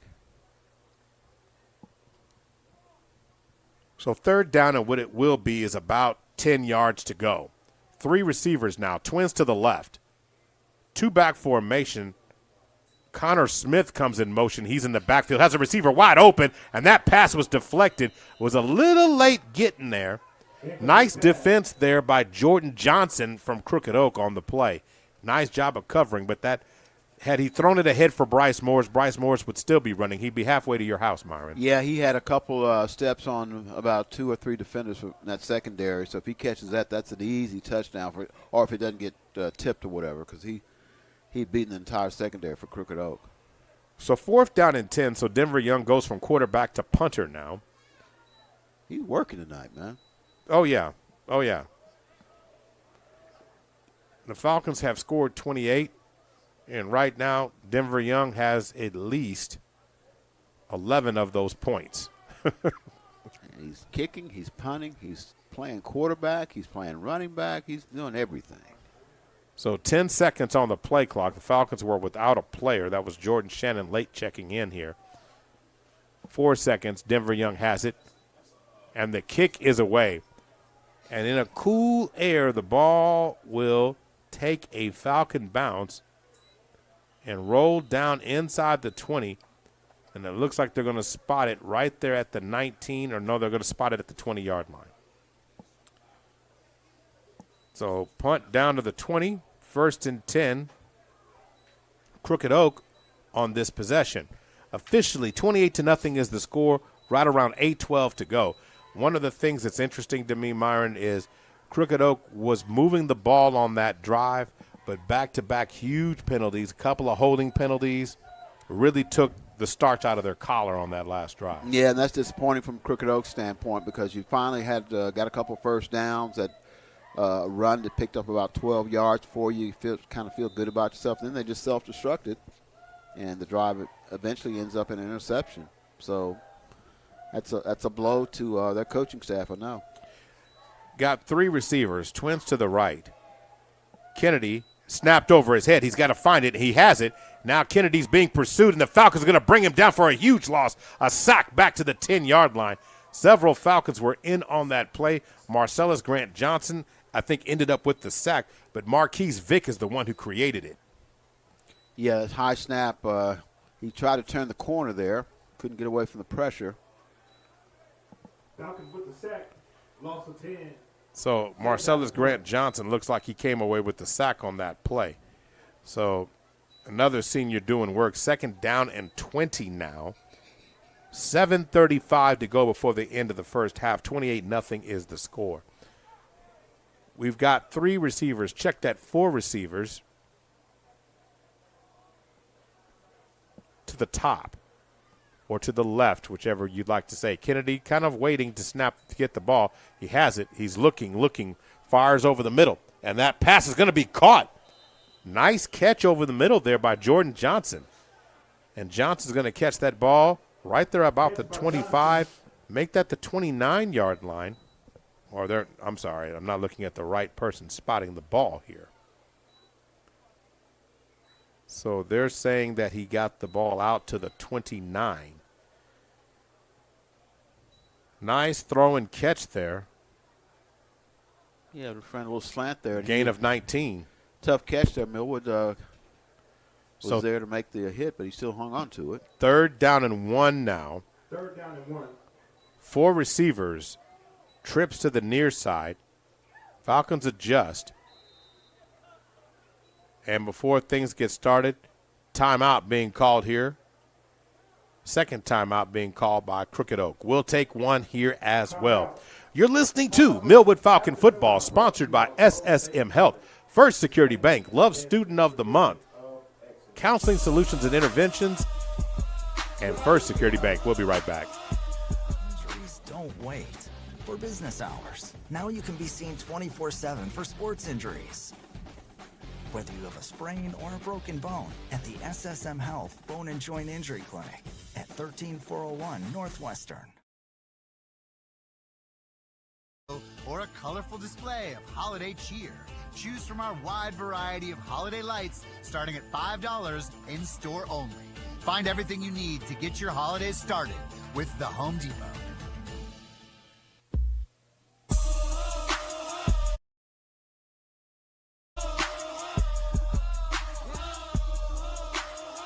It's Falcon Fly Friday night. Maurice Prince and Myron Patton here. Falcons up big, 28-0 right now. 6:36 to go. Considering that you're a Cowboy fan, Myron, it's nice to know that you will cheer for some birds. Well, it's a Cowboy fan down there. I was trying to point out to you earlier. Okay, he's just lost. No, he's not lost. That's all it is. He made himself very much at home, you know. No. So going back to work here, 3rd down and 1. 3 receivers. They're going to hand the ball off to Gallivan, and it looks like he might get enough. If he's out to the 31-yard line, he will get Crooked Oak a 1st down, and he does. Nice run. He ran into a brick wall there, but he's already fallen across the goal line, the yardage to get the first down. Line of gain. And he does do that. Substitutions coming in now for the Falcons. Number 73, Lazier Neff checks out, and it looks like, I want to say Donovan Rice checks in on that next play. It is. So back to work now. 5:55 to go before the end of the first half. Ball is snapped. Kennedy has it. He's looking left. Fires over the middle. And a Falcon's going to intercept the ball. He got too much air underneath it, and Bryce Morris tries to stiff arm at the 40. He's at the 45 before he is still running on the sideline. Looks like he was going to run out of real estate, but he stayed in bounds. Takes the ball inside the 30 or down to the 30-yard line. What a return by Bryce Morris. He was running out of real estate down here right in front of us, Myron, and decided to put his foot down and cut up the field and made the most of that one. Yeah, I think he caught him off guard. He didn't look like he's that big, but he ran over a couple guys to look like he was going to score. As it is, he set them up in great field position just inside the 30-yard line. So, you're talking about that type of a situation and returns it back to the Millwood 30. That was a nice return by Bryce Morris. 1st and 10 Falcons. Falcons, and this is their 7th possession or 6th possession of the night. And being very honest about it, this is the 5 out of 6 possessions has started in roughneck territory. Donnie Bly rolls to the right, fires into the flat, has a man catching it. It's Carter Ray. Carter Ray dancing and on his feet. So it's going to be a Falcon first down inside the 10. Looks like they're going to mark it down at about the 7-yard line. So 1st and goal, Falcons at the 7. Nice throw there by Bly. And looked like Carter Ray's going to slide into the end zone. As it is, though, they've got great field position and good throw, good catch.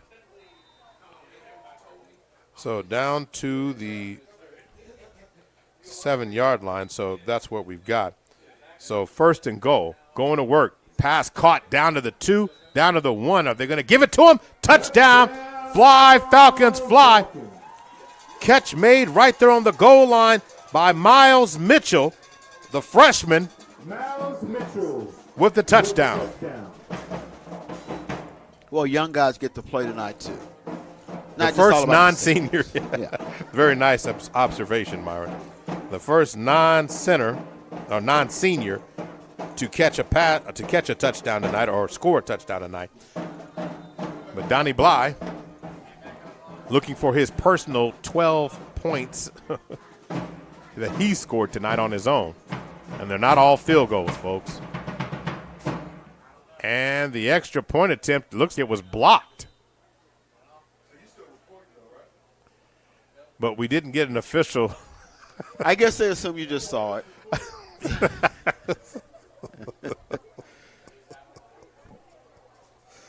The kick is blocked by You saw it. Why I got to raise my arms, man? You saw it get blocked. I mean, you're supposed to indicate to someone of what took place on the play. Details. All right, for 5:14 to go, it's 34-0. Maurice Prince and Myron Patton here. But the Falcons have had no problem getting into the end zone tonight. It's nice to see the seniors have 4 of the 5 points that's on the board. Falcons are leading. And right now, got to get everybody into position and get ready to go. But the Falcons have been dominant. And one of those type of things where roughneck quarterback Caden Kennedy decides to let it fly. I mean, he shows his arm, but the area where he's expecting the receivers to be on a couple of occasions tonight, all he's finding is gray jerseys there tonight. Yeah, that one's just kind of settle underneath it and catch it, and Morris did. And that just set up their latest touchdown. They are in command, 34-0, Falcons. So going to work right now. Denver Young's going to kick this ball away. It will not get blocked. Standing inside the 20-yard line for Crooked Oak, looks like that is Sean Meja down there, as well as Jordan Johnson. Jordan Johnson has it at the 7. Johnson with the return. Jordan Johnson did a technique that's not going to get you got a positive yards on that. He takes the ball out to the 21-yard line. That slow walk, when you are returning the ball, you find a crease and you've got to hit the jets to the edge. The more you slowly walk through a return, Myron, you give angles and give the coverage team a chance to get down there and really cover up any cutback gaps. Yeah, you need to come with run like you're trying to get somewhere. Fast. And you got to take make the most of the opportunities. So it's just something the young man's going to have to learn. You can get away with that in certain situations, but not usually in a game situation when you're being pursued by multiple people. And that's the one thing about kickoff returns and punt returns that's sometimes overlooked. Kennedy has it, 4 receivers now. Trips to the left. Kennedy drops back. And Kennedy under pressure. He manages to escape. Gives the ball in the hands of Gallivan. And Gallivan basically it's going to be out to the 20, I want to say the 23, but there is a flag on the play back there at about the 11-yard line. And it's going to be against the Falcons. Yeah, I think the kind of personal foul, horse collar. And the quarterback actually broke the tackle, but they still had him at the horse collar. So I think that's what they're calling.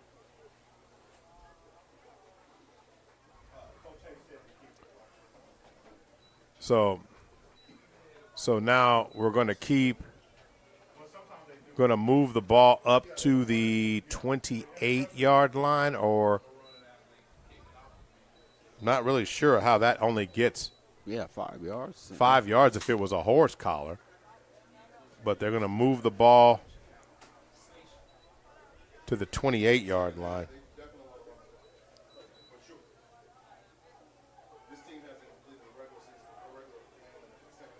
So sets up 1st and 4 now. Ball in the hands this time of Gallivan, who takes it out to the 29-yard line, a gain of 1 this time. So now it's going to be 2nd down and about 3 yards to go. 4:20 to go before the end of the first half of this game. Please start making your way to the field. Senior parents, please start making your way to the field. So now, trying to wait to the Roughnecks come set, but again, they take their time. So 3 receivers, twins to the left. Kennedy in shotgun formation. Ball is snapped. And in the backfield, Gallivan is greeted by multiple Falcon defenders. Officially, he's going to be finished off that time by D'Angelo Robinson. So first guy missed him. He's pretty short, and he just gave him a leg, took it away. Second guy got him. So they're going to move the ball back. He's going to lose about 2 yards back to the 27-yard line. So nice job, nice tackle on the play. D'Angelo Robinson was right there. So 3rd down and 5.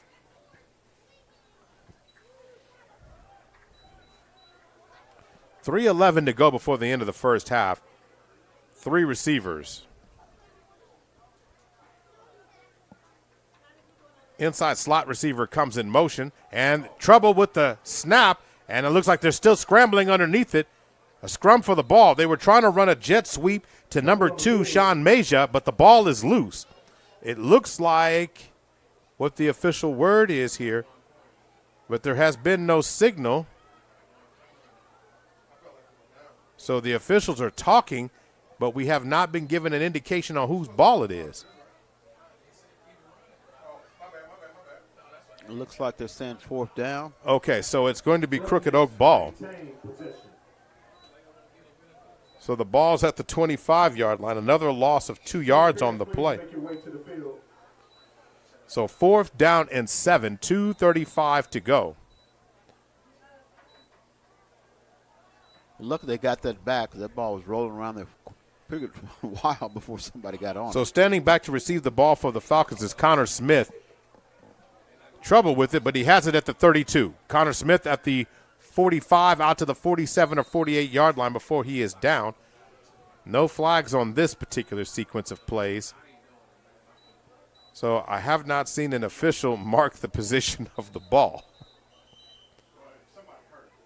So we have an individual who is hurt on the field right now that looks like it's number 75, Mitchell Thornsberry. But the ball has been, they're going to say the ball was returned out to the 47-yard line. We'll take an injury timeout. We'll be right back. You're listening to Millwood Falcon Football, brought to you by SSM Security Bank, Love Student of the Month, and Counseling Solutions and Interventions.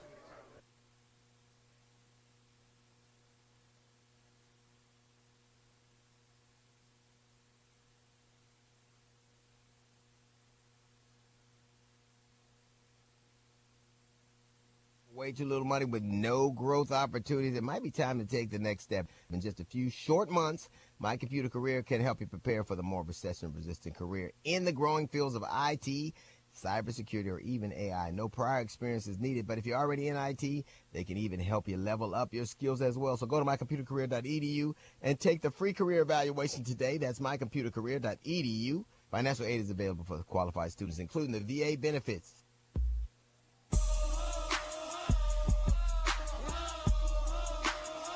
All right, we're back. The injured player, which was Mitchell Thornsberry, was able to walk off on his own power right now. So he seems to be all right, and the Falcons will take over 1st and 10 from their own 47-yard line. Officially 2:13 to go before the end of the first half. Falcons up 34-0. 3 receivers, twins to the left. Donnie Bly now takes over as the quarterback. There's been a lot of split action tonight. We've seen as many as 3 different quarterbacks play for the Falcons tonight. Inside jet sweep fake, going to hand the ball off, and this time cutting up the field. And Nice still doing all the work. Down to the Crooked Oak 40-yard line goes Connor Smith, showing his ability to run the ball and tote the rock tonight. It's a nice run by Connor. Big hole there, but he made some guys miss even after he got past the line of scrimmage. He's a good running back. So 1st down and 10. Ball at the Crooked Oak 40-yard line. Falcons pick up about 17 on that last play. They're going to fake the jet sweep again. Connor Smith puts his foot in the ground, cuts upfield with a nice gain of about 4 or 5 yards down to the 35, maybe the 34-yard line, Myron. He said, keep giving it to me, and I'll do something with it. Connor Smith is a junior. And, again, the Falcon team is loaded with different athletes. And, again, they have to earn it at practice, earn it during reps, battling and showcasing their skills. 1:16 to go. 3 receivers, twins to the left, single back. Connor Smith is the lone back there. Inside slot receiver comes in motion. They fake the jet sweep. And then Donnie Bly is looking, trying to set it up. Going to fling it out to him, and the catch is going to be made by Miles Mitchell. Miles Mitchell dashes down inside the 10. So it looks like it's a Falcon 1st down right there outside the 10, maybe the 12-yard line. Trying to see where the officials officially spot the ball. They're going to take it down to the 10-yard line. But nice maturity on that play by Donnie Bly to tell him where to go, Myron, to get that. Yeah, he told him to, run down the field, flare out. Yeah, he hit him with the pass. He did the rest, threw it to him, and nice gain, 1st down. So 2nd down and 4. Coming about. Connor cutting into the end zone, finds a crease, into the end zone, touchdown, fly, Falcons fly. What a nice run on that play. Connor Smith into the end zone, 10-yard gain for the touchdown. And let's be real, it's Connor with a K, by the way. Let's get that spelling right when you put him in the paper. Touchdown. So the Falcons once again might have found another gem running back. With running backs, the way Anthony Keys has toted the rock this year, it can be difficult to find opportunities because is that coming backwards? Do we have a penalty? Apparently so, but I haven't seen what the I never saw what the call was. So take the touchdown off the board. So again, I didn't see the call. Of course, there was no indication that there was one, but the penalty moves the ball back out to the 21-yard line. That's okay. Give it to Connor Smith again. Connor Smith with the carry. And high tackle on the play. He's going to be brought down right about the 15-yard line this time. But that was crazy. The original line was back. I don't know what happened initially because the ball was back at the 20-yard line. I mean, must have been a hold or something. Had to be a personal foul of some kind because, again, so it's a timeout on the field by the Falcons, but Connor Smith takes it down to the 15-yard line. So 2nd down, I guess, in goal from the 15. No, it can't be 2nd down and goal because the sticks are still up. So, again, I'm a little confused on what exactly happened on the last sequence. We did not get clear indication, folks, from the officials on the field, Myron. And I have no idea. All I know is we saw Connor Smith into the end zone. Everything looked good. I didn't see anything, but that penalty really backed them up. More carries for Connor. That's what this means. That's what it means? That's what it means. So as it stands right now, timeouts on the field by Millwood. It's 29 seconds to go before the end of the first half. Coming up at halftime, it will be the SSM Health and Love Student of the Month halftime report. They're going to recognize some seniors, and we're going to take a look at the stats and break down some numbers, get an idea here for the Falcons. Falcons with a two-back formation now, 3 receivers, twins to the right. Ball snapped. This time, Donnie Bly has a track into the end zone, and Donnie Bly finished running north and east and west, Myron. As he put his foot in the ground and dove, he would have been in the end zone. Yeah, I think he felt he was getting run down, so he was trying to get to the corner of the end zone. As it is, he's run out, looks like at about the, 4-yard line maybe. So Bly is going to, again, there's 22 seconds on the clock. Ball's inside the 5 at the 4-yard line, and this time Connor Smith gets it to the end zone with no problem. Touchdown. Didn't I say more carries for Connor Smith? You kind of did, Myron. See? Just more carries for Connor with the K. So you say that, then Connor Smith takes it into the end zone. This time, is there any other flags on the play right now, Myron? I don't see anything. Okay, is not the sole indicator for a penalty around here tonight.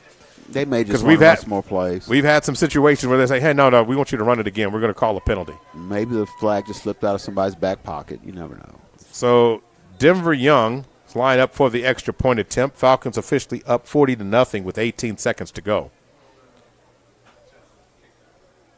And Denver Young's kick is no good. Saw them waving their arms. There you go. That's okay. That's an indication that we can understand progress. So 40-0 is the score. 18 seconds to go. And then coming up at halftime, they're going to recognize the seniors. We're going to take an extensive timeout, catch our win, and Myron's going to come down there and see if he can. Do you have a black and white referees? So that way, Myron, you can ask them what the call is, and then you can indicate what you would want to do there. Myron, is that possible? I'm sorry. I'm on some more Skittles over there. You just say something. Okay, there's no Skittles over there, Myron. There's just a couple bags over there. I see. So, I mean, there is no Skittles down there, Myron. I think so. I think there is. So it's no. I mean, Myron, but they're not. Would you yours. say something? They're not yours. Your name is not on anything. You're going to distract, and I'll take care of the rest. We'll handle this. Is that what you're doing? Yeah, you distract. I'll take care of the rest. Okay, Myron, that's not Skittles. That looks like Cheez-Its. So going to work right now. Denver Young's going to put the ball in play. So we'll see what Crooked Oak and Coach David Rollard elects to do with the minimum time that he will have right before the end of the first half. And Denver Young puts it in play. Kick is away. Going to be fielded at the 5-yard line, out to the 10, cutting back at the 15, and then going to be brought down. Grizzard with a monster tackle. That was a old-school college football user big hit right there by Grizzard, bringing him down at the 14-yard line. Plant him in the ground. That's what he did. Now 13 seconds, I would think Crooked Oak said, take a knee, take a knee, take a knee. So we'll see if that's what they elect to do. As it stands, the ball is spotted at the 14-yard line. So them 1st and 10 from that spot.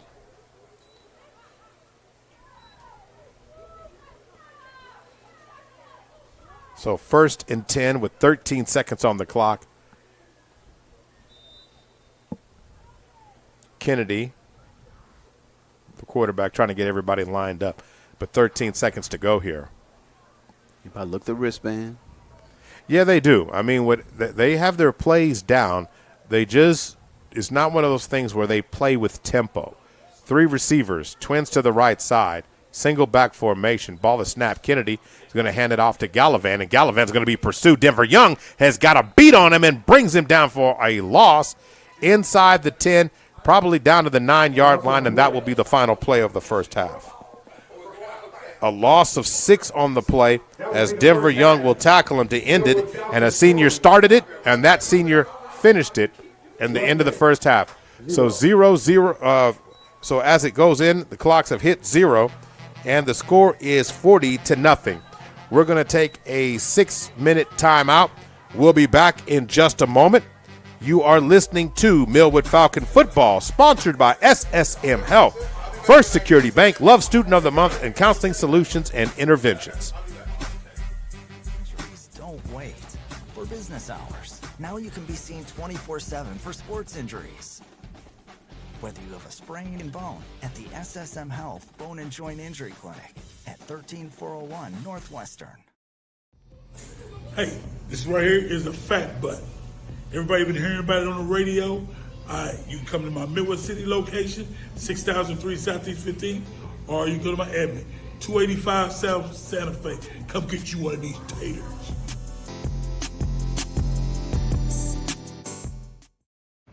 Oklahoma City, I'm Miles Perry, and do you know a student that would like to win a $10,000 scholarship?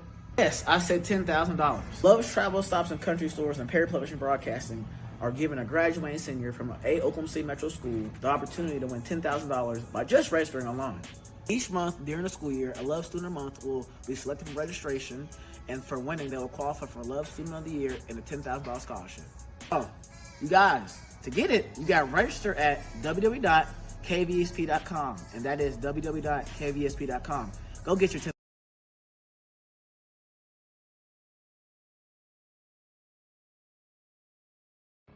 Hey, what's up, guys? Jay Swick here. Now, I know a lot of you guys have hit me up wondering about Prize Picks, and I'm here to tell you it's the real deal.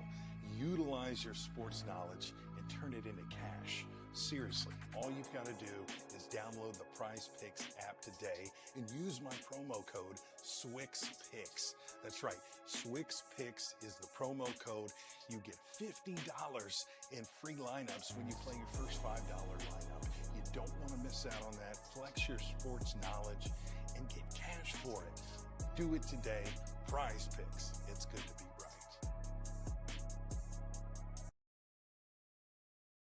Plan is at an all-time low. Additionally, drivers who activate this vehicle protection today will also receive free roadside assistance, free towing, and car rental options at no additional cost. Call us for your free quick quote today. Don't 800 wait. For business hours, now you can be seen 24/7 for sports injuries.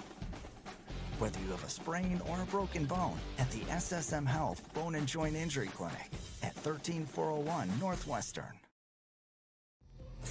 Hey, this right here is a fact butt. Everybody been hearing about it on the radio. You can come to my Millwood City location, 6003 Southeast 15, or you can go to my admin, 285 South Santa Fe. Come get you one of these taters.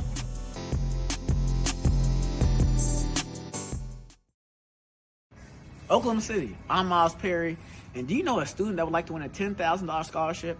Yes, I said $10,000. Love's Travel Stops and Country Stores and Perry Publishing Broadcasting are giving a graduating senior from a Oklahoma City Metro school the opportunity to win $10,000 by just registering online. Each month during the school year, a Love Student of the Month will be selected for registration, and for winning, they will qualify for Love Student of the Year and a $10,000 scholarship. Oh, you guys, to get it, you got to register at www.kvsp.com, and that is www.kvsp.com. Go get your $10,000. The Ricky Smiley Morning Show, the most funny in the morning. It's the Ricky Smiley Morning Show. Hey, what up? This your boy Ricky Smiley. Hey, make sure you join us Monday. We're going to be taking time to give back. We're going to be broadcasting around the country at food banks, raising money and food for those in need during this trying time. So we thank God and we give God the glory. We are thankful for this opportunity to help you. So make sure you start the week with us Monday on the Ricky Smiley Morning Show. It's the Ricky Smiley Morning Show. They don't want to hire you because your paper might say Oklahoma School for the Blind. I was just completely wrong because I was always too afraid to go outside. I want to be a productive member of society, and that's what DRS has given me. They offer you opportunities, getting a job, helping you work hard, giving yourself find the best way to try living your life in the fullest way possible. Oklahoma is the biggest blessing in my life. See me. Not my disability. Her plans at the high school was to attend Grambling University, get her BSc. At the college, she will continue her career as an RN and strive to make her way as a postpartum nurse. Aaliyah Johnson. Our next senior is Jaden Reed. Jaden is being as good of our parents Courtney Walker, And after playing at the high school was prayerfully, Texas A&M, as well as either become a real estate agent or a veterinarian. They didn't read. Our next singer is no other than Jeremiah Hogan. His parents, Malakia and Shavanya Sprawley. His friends at the high school is to go to college. He's undecided as of right now. But he's trying to take a degree in educational administration. Jeremiah Hogan, also known as your first Mr. Millwood.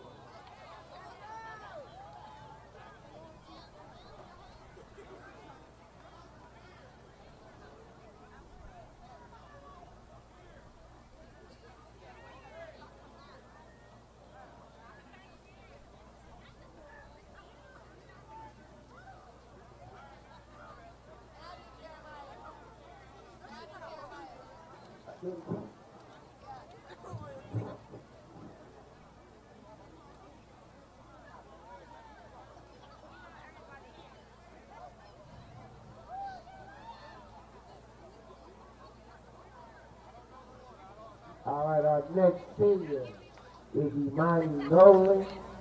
Her parents, Crystal Draper and Kendra Nolan. Her plans at the high school is to go to the military.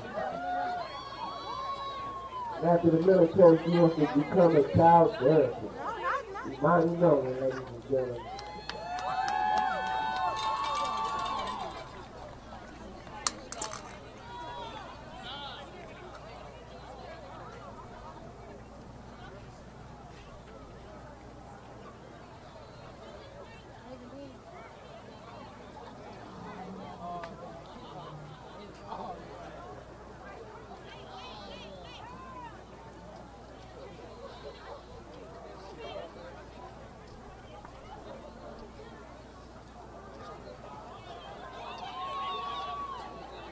Up next is the intellectual one, Jeremiah Williams. His parent, Michelle Malone. After high school, he plans to attend B-Rank University on an academic scholarship. Jeremiah Williams, ladies and gentlemen.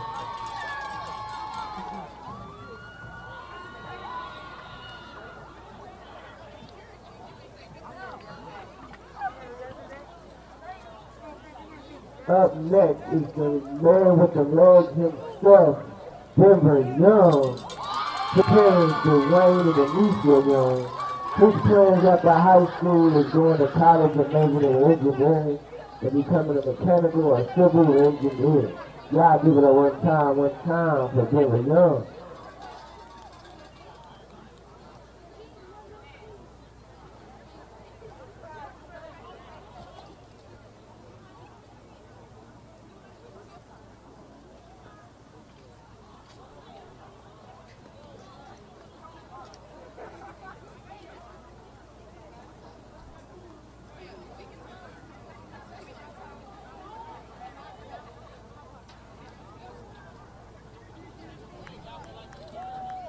Up next is Messiah Nash. His parents, Mashante Bells and Dominique Nash. His plans at the high school is to go to OSU for computer engineering. Y'all put your hands together again for Messiah Nash.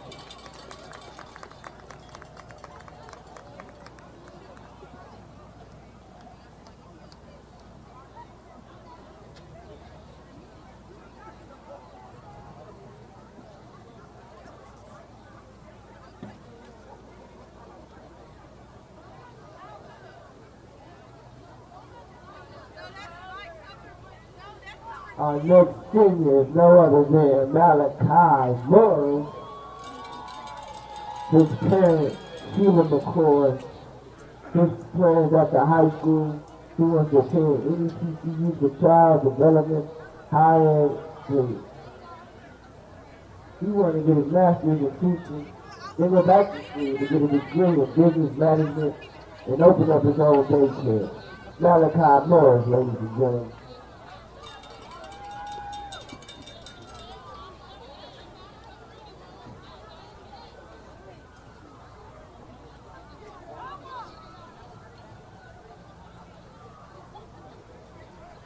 Our next senior is no other than our transfer, Savion Stubbs.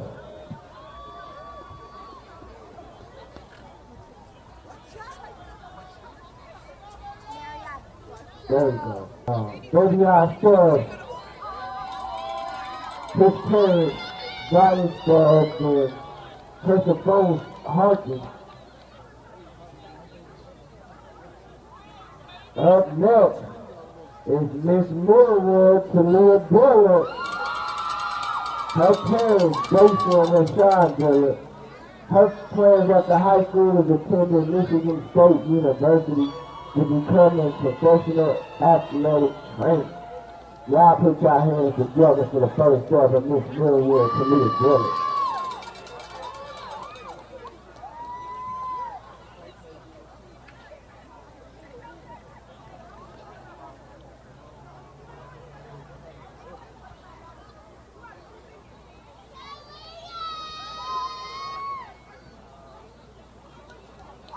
Our next senior is the Destiny Johnson. Her parents are Quisha and Desmond Johnson. Her plans at the high school is to study pre-med and become a pediatrician while running college track. Y'all put your hands together again for Destiny Johnson.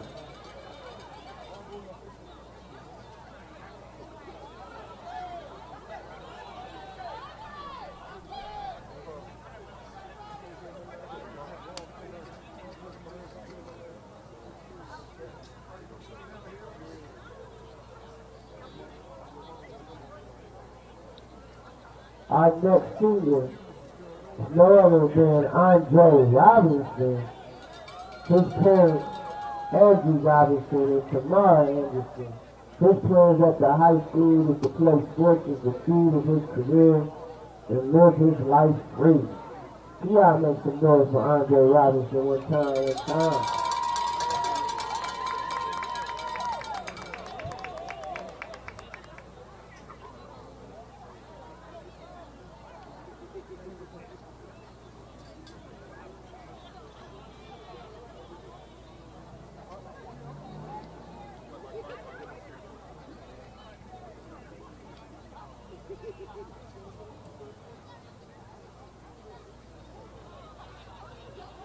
Our next senior is an artist. He's musically inclined. Y'all pictures, make some noise for Alicia Taylor. Alicia Taylor, my bad. Her parents, Alicia Anderson and Earl Taylor. Her plans at the high school is to attend an HBCU, playing a good band and study psychology. She wants to mentor the younger generation because kids need more support than the adults realize. Y'all make some noise for Alicia Taylor.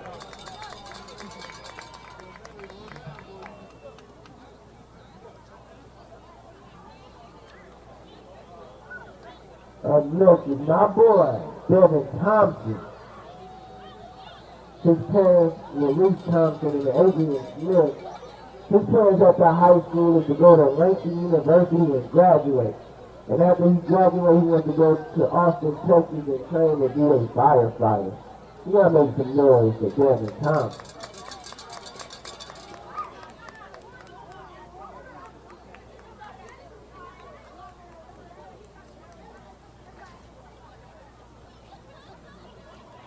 Our next senior is Marcellus Grant Johnson.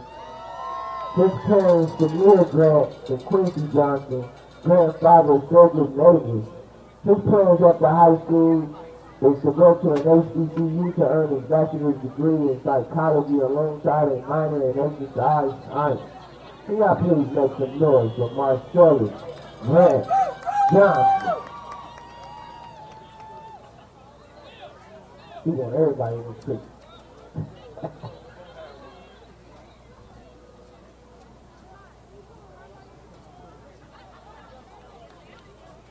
Up next is no other than Milan Dixon. Her mother, April Porter, her plans at the high school, she's going down to her colleges as we speak, but she's planning on majoring in business management and marketing.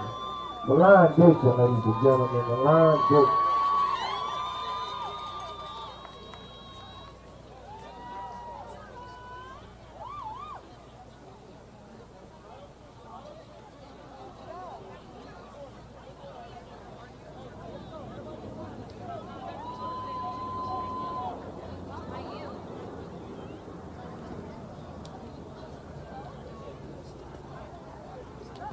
Our next singer is Camila Jones. Her parents, Karen Jones and Jarrell Petty. Her plans at the high school is to go to OSU or SMU if she wants to be a veterinary doctor. Y'all make some noise for Camila Jones.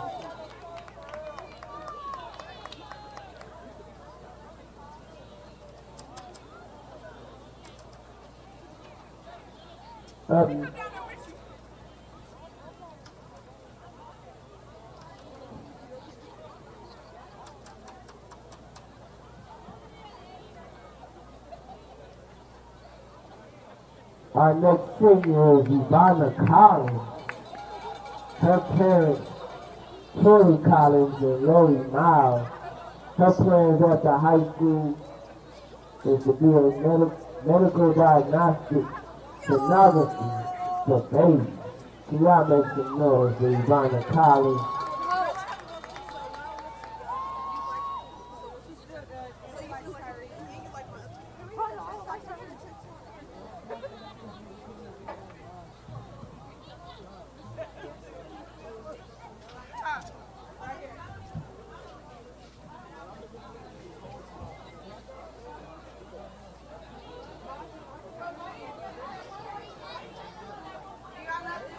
Our next singer is Serenity Gordon. Her parents, Shirley and Anthony Gordon. Her plans for the future at the high school is to go to Rose State College for investigative journalism. One more time for Serenity Gordon, ladies and gentlemen.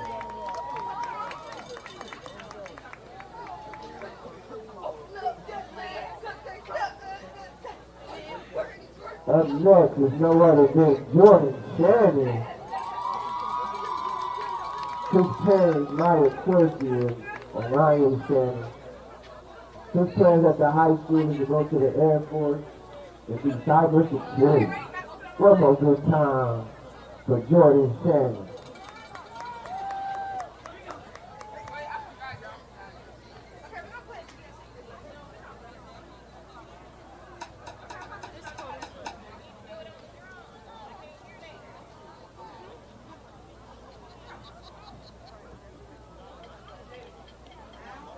Up next is Ariana Glover.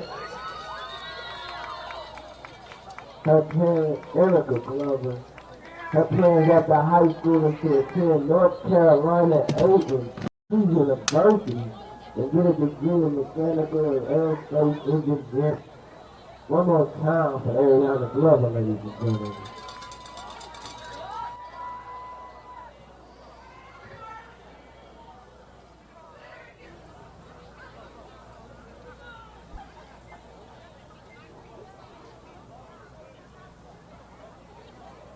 Up next is Amir Spooner. His plans at the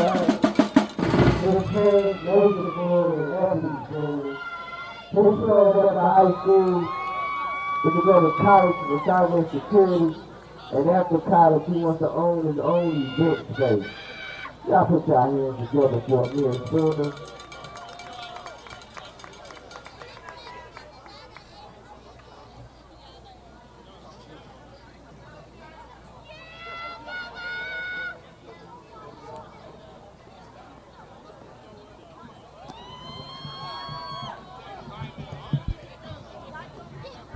Up next is Samir Terry. He's been escorted by April Castore and Lamar Terry. His plans at the high school is to attend Langston University or Mississippi Valley. His plans for the future are to be a pro boxer and learn all martial arts. Samir Terry, ladies and gentlemen.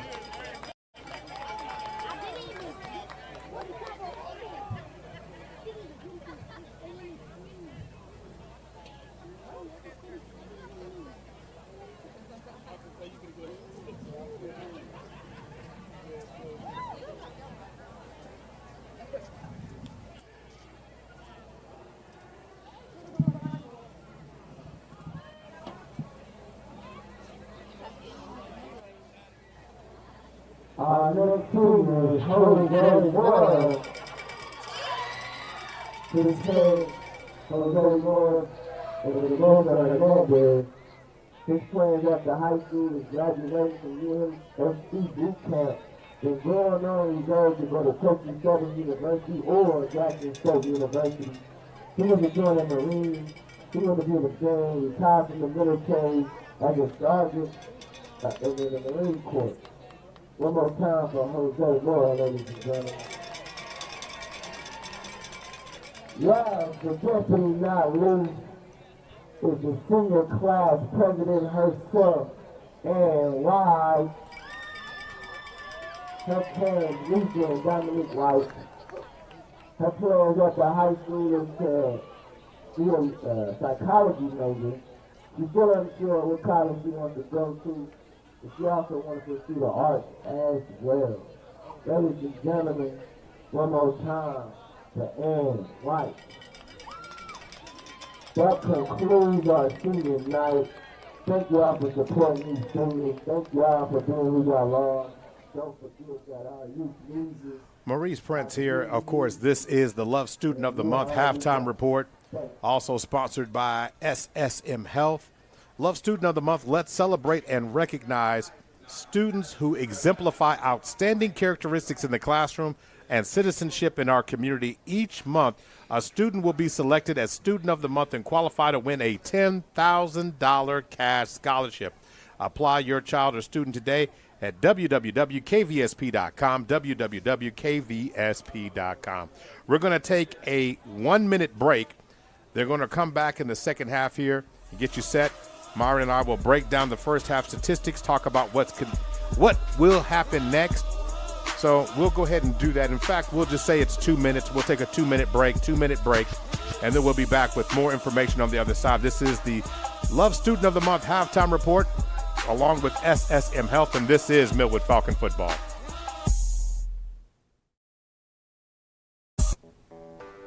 When you're hiring, have you ever felt like you're missing out on meeting truly great candidates for your roles? It seems impossible to find them, but they have to be out there somewhere, right? Well, they're not hard to find when you know where to go, and that place is ZipRecruiter. And right now, you can try ZipRecruiter for free at ZipRecruiter.com/free. ZipRecruiter helps 10 million people with their job search every day. And because these people are actively looking for jobs just like yours, it's easy to find the right person right away. In fact, 4 out of 5 employers post on ZipRecruiter get a quality candidate within the first day. But if you're not using ZipRecruiter, you're missing out. So see what it's like when the impossible is easy. When you go to ZipRecruiter.com/free right now to try ZipRecruiter for free. Once again, that's ZipRecruiter.com/free. ZipRecruiter.com/free. Never miss out on great candidates with ZipRecruiter. You know life insurance is important, and you may think life insurance through work is enough. I'm Joel Clark, a SelectQuote agent for over 20 years, and here are some facts about workplace life insurance. If you change companies or get laid off, you and your family lose that coverage. Experts recommend 10 to 15 times your salary on life insurance, while employers' coverage may be 1 to 2. At SelectQuote, we make it easy to find better life insurance at a lower price. I just talked to Ben, who was worried about the cost of a large policy. I found him a $1 million policy for only $20 a month.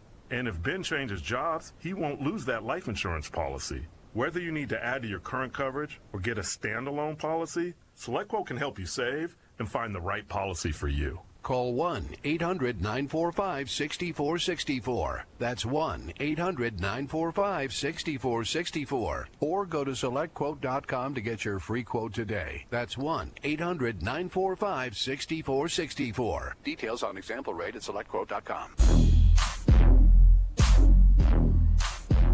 Welcome back to the Love Student of the Month and SSM Health Halftime Report. Maurice Prince and Myron Patton here. Myron, nice to see all the seniors recognized. I mean, you were talking about it. For those who were watching online, you got a chance to really get a true sense of it. The line of parents and family support extended into the Millwood end zone from the 50-yard line easily. Yeah, I think they may have been up to Wilshire, you know. I didn't realize the senior class was that big, man. Millwood got a big senior class.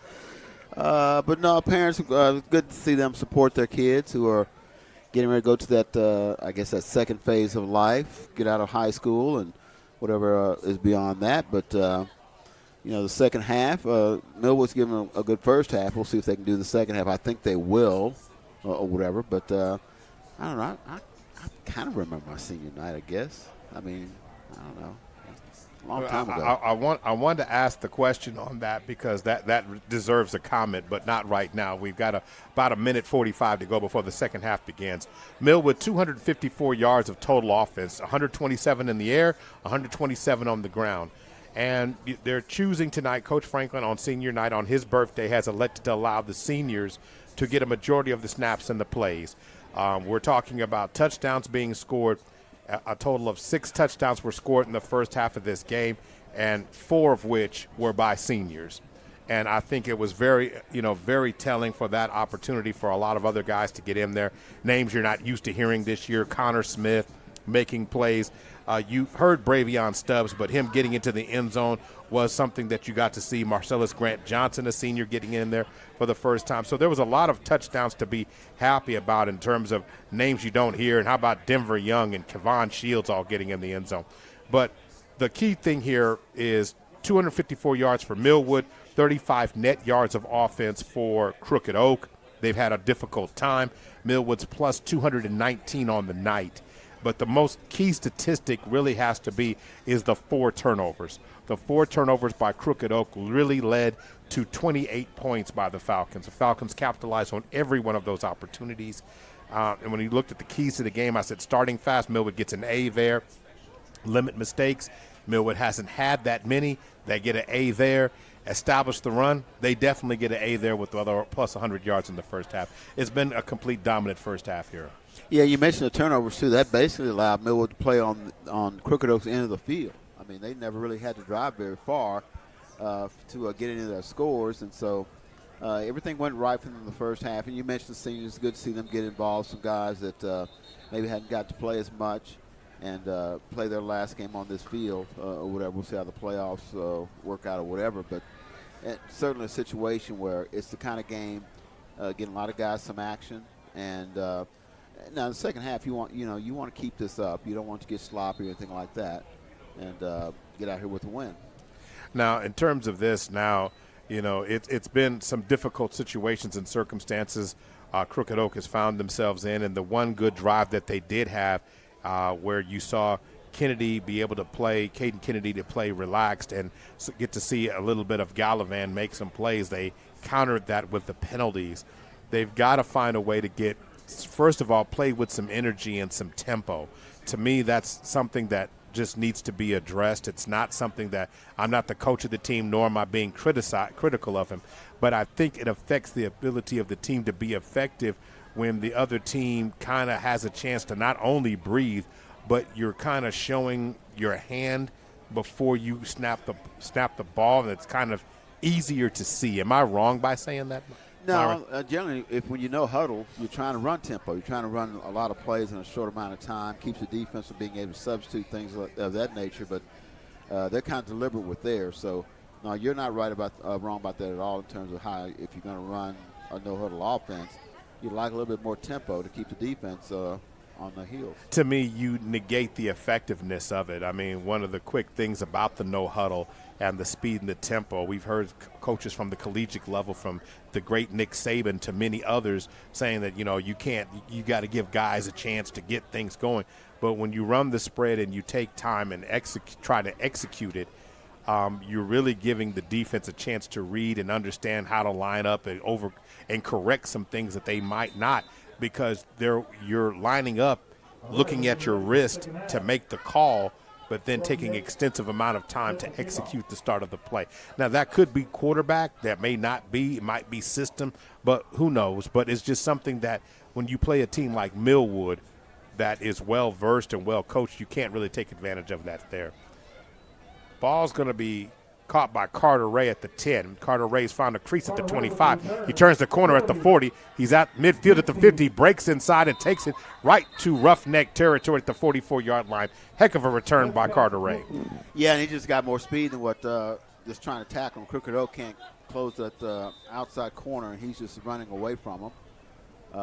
Do we have a penalty? Yeah, he's way back there. Yeah, I think we do. Let's see what the white hat says. So he's going to mark it off. The white hat himself is going to mark it off. The head official is going to mark it off, and he says run. They say run the clock. And they're going to spot the ball at the 21-yard line. So for all intents and purposes, it's a big-time penalty or just a spot foul from where the penalty took place for blocking the back. Cost him about 33 yards, basically. So 33 yards, so the ball will be taken.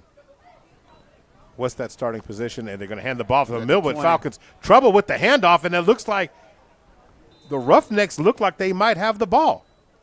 And it is roughneck ball for the first time tonight. I say no mistakes, and the Falcons start off the second half with one. Yeah, and that's one thing you want to guard against. You've got this big lead. You had a long halftime. You don't want guys to kind of lose focus and realize, hey, there's another half of football to play. A chance are Crooked Oak's not going to make that all the way back from 40 points, but still, you don't want a lot of mistakes, pick up bad habits, things of that nature. So it's recovered at the 23-yard line, and I'm guessing because I thought Connor Smith might have had it. So it's going to be Crooked Oak football. 10:33 to go in the third. Ball is snapped. They're going to hand the ball off this time and hand it off to Gallivan again. Gallivan's going to lose some yard. It's going to be spun down. Can I say the 29-yard line? Yes. You can say it because that's where they're going to put the ball. Okay, thank you, Myron. I mean, a loss of 6. I appreciate that. You having my back has never failed to impress me. You could have said the 49. You would have been wrong, but you could have said it. Thanks, Myron. I mean, just be clarifying on this. I really do appreciate it more than you know. So, just here to help, man. Just here to help. Is that what that is? Exactly. Okay. So second down and about 14 to go now.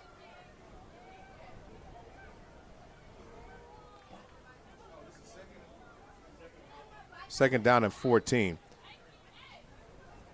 Kennedy calling for it, has it, going to hand it off to Gallivan. Gallivan dances up the middle, but nothing doing there on the hole. Maybe gets a gain of 1. Yeah, Gallivan's not gallivanting a lot of yards here. He may have gotten 1. So the ball is at the 29-yard line, and then the officials stop action here and a timeout called by Crooked Oak. So that's what we have going on here. Well, they've got about third down and looks like about 16 maybe. Yeah, that's what you're looking at here. And that's the situation that you have.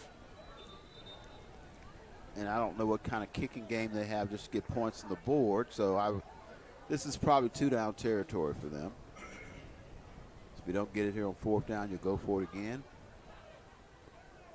You could, but it's one of those type of situations where you're trying to figure out, what exactly, as we're back to live action here now. You're just trying to get things going in a positive manner here. So now going back to work. Ball's in the hands now of Kennedy, who's going to lose a few more yards back to the 38-yard line. Yeah, it looks like he's going to lose it back to the 38, Myron. No, well, about the 33, I guess. 33, 34 maybe. Well, yeah, that's what it looks like. I mean, you got to go for it. You're not going. I mean, I don't know. I would venture to guess they don't have a field goal kicker that can kick it this far out. Not at this particular position. No, sir. You got to go for it. That is the safe bet. If you got a special play in the back of your playbook, this is the time to use it. So now going back to work, 4th down and what looks to be about 20 yards. Ball the snap. Kennedy over his head. He has to juggle it to catch it. He has it. Now he's going to take off running. In the middle of the field, he gets around one. Kennedy dashes down. It's going to be close on a gain of 18. It's going to be close to a first down, Myron. Did he get there? Yeah, it depends where they got him. Let's see. Where they mark it. He kind of bounced a little bit. Did he bounce before the yard marker or afterwards? Looks like they want to move the chains. They got it. So they get into the end zone 4. So in terms of that, but getting there. They got the first down though. Got the first down, converted a 4th down on what will be 20 yards to go. That's pretty amazing. I bet Millwood's not too happy about that. So now going to work.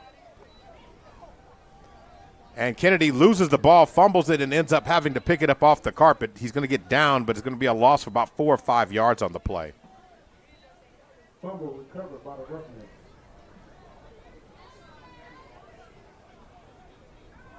So now. Lost about 6 there, looks like. That's right. So back. 2nd down and about 14 yards to go. 6:51 to go in the third. 40-0 is the score. Single back formation. 3 receivers, twins left. And before things get started here, looks like Crooked Oak is going to call their 2nd timeout of the half. It's an important drive for them, Myron. They're trying to build some version, of momentum. When you're down this many points, you're trying to get something positive going, but it can be difficult for you to do. Yeah, you want to get on the board, something so you're not shut out at all. Build some confidence in guys. I'm sure they're working hard. I mean, and this is what happens. I mean, you have some programs sometimes just getting guys to come out and play football.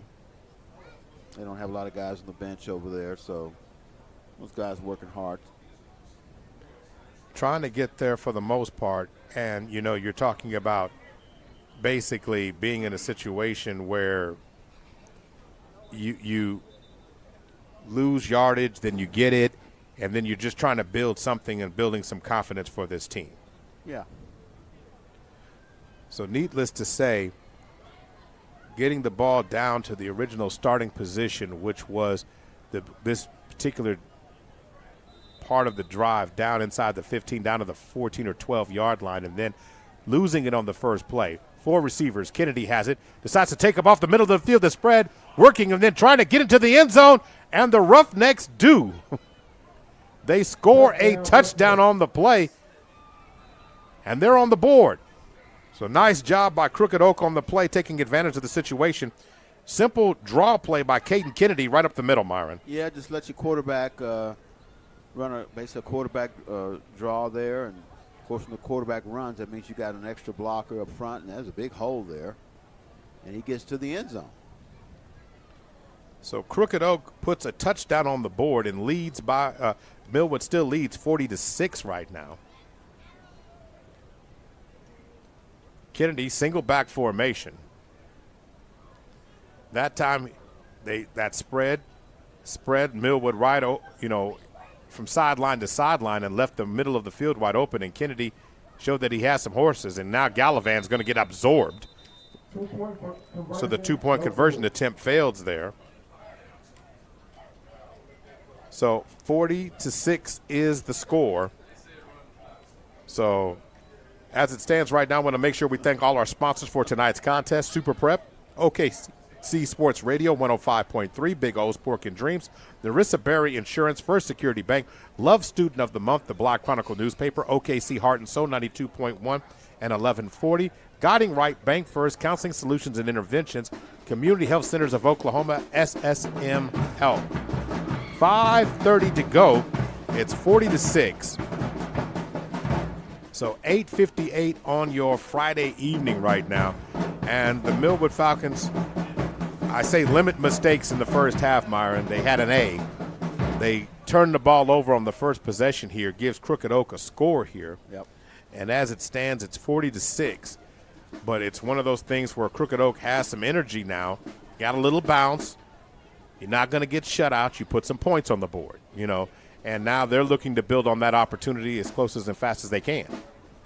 Yeah, I'm looking at Coach Franklin down there. He's got a big lead. He doesn't look too happy.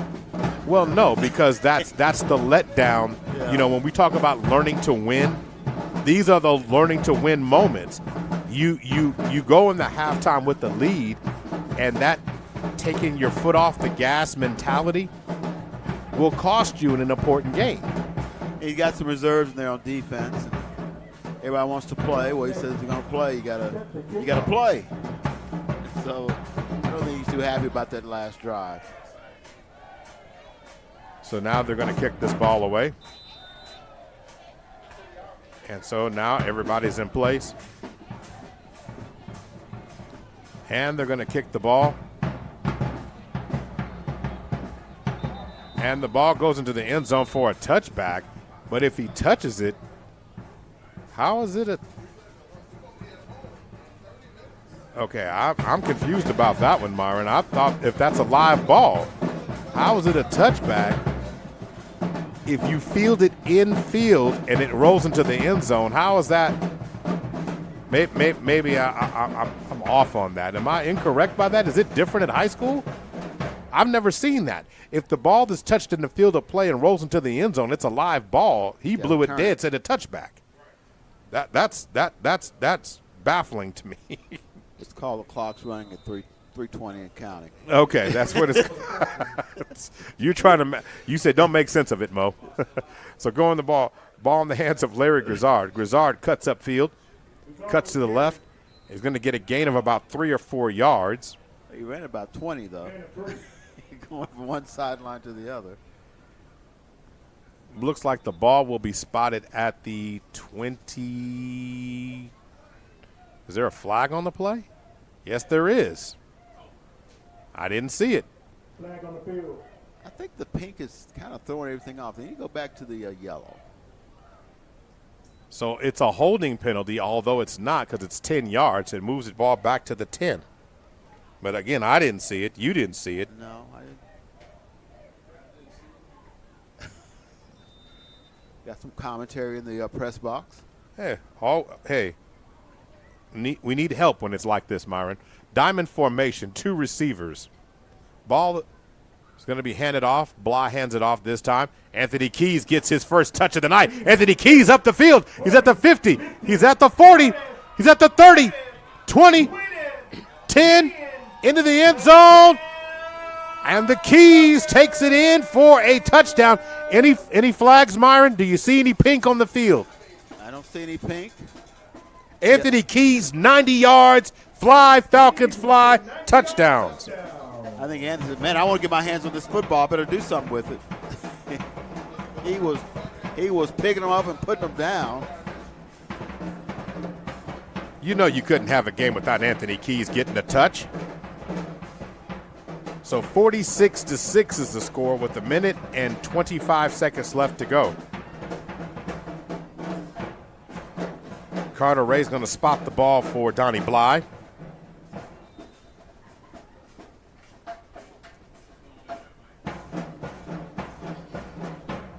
High snap. Carter Ray's going to have to do something with it. Throws it into the end zone. It's going to be caught for the 2-point conversion. High snap. Carter Ray completes it to D'Angelo Robinson for the 2-point conversion. Yeah, I'm not sure if that was called or not. No, it was not. It was just high. It was a high snap, Carter Ray, and he must have said the magic phrase. And the 2-point conversion, two-point conversion is still running, 48-6. So it's working now. 44 seconds to go. So now, as it stands right now, it's 48-6. You know, Myron, that was quite a sequence there, but no, that was a high snap. Carter Ray just made something out of nothing. High snap, he couldn't control it, couldn't contain it, decided to get his hands on it, and he called out the fire phrase, and the Falcons go into the running back released into the end zone, and there he finds D'Angelo Robinson and catches it for the 2-point conversion. Well, that's they executed right then. They get the 6 back and gain 2 points. So 6 seconds on the clock, and this kick will not take place till the fourth quarter. So on to the fourth quarter we go.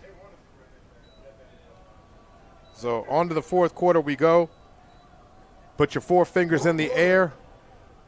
12 minutes is going to be set on the clock. We'll be right back on the other side. You're listening to Millwood Falcon Football, sponsored by SSM Health, First Security Bank, Love Student of the Month, and Counseling Solutions and Interventions.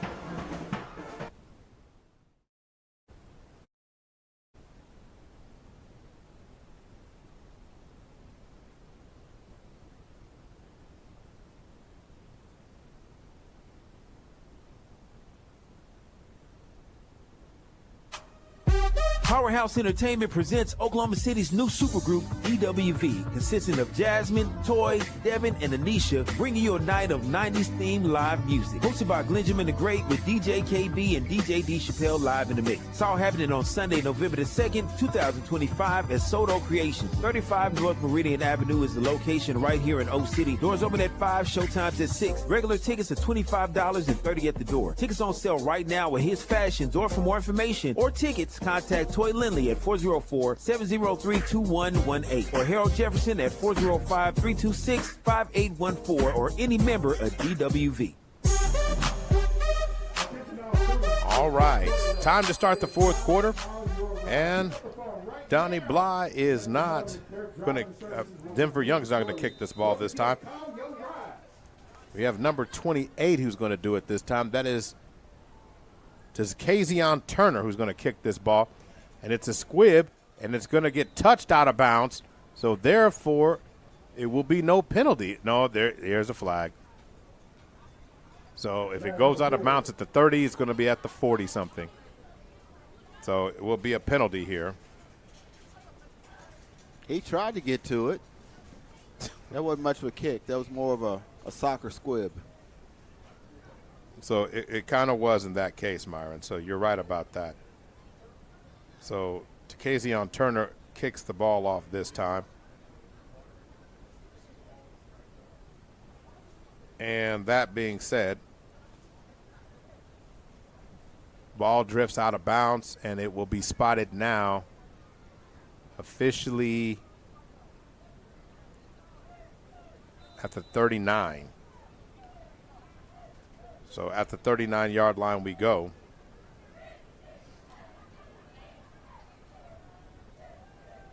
So 1st and 10 for the Roughnecks, who just came off a scoring drive, but it was assisted by the Falcons in a turnover here.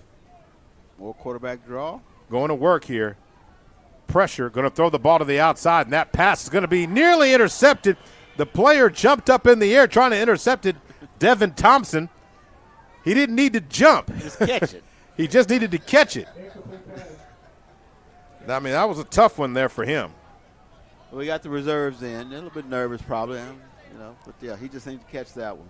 Yeah, now he's doing push-ups on the field because somebody's going to talk about him for that one. I mean, that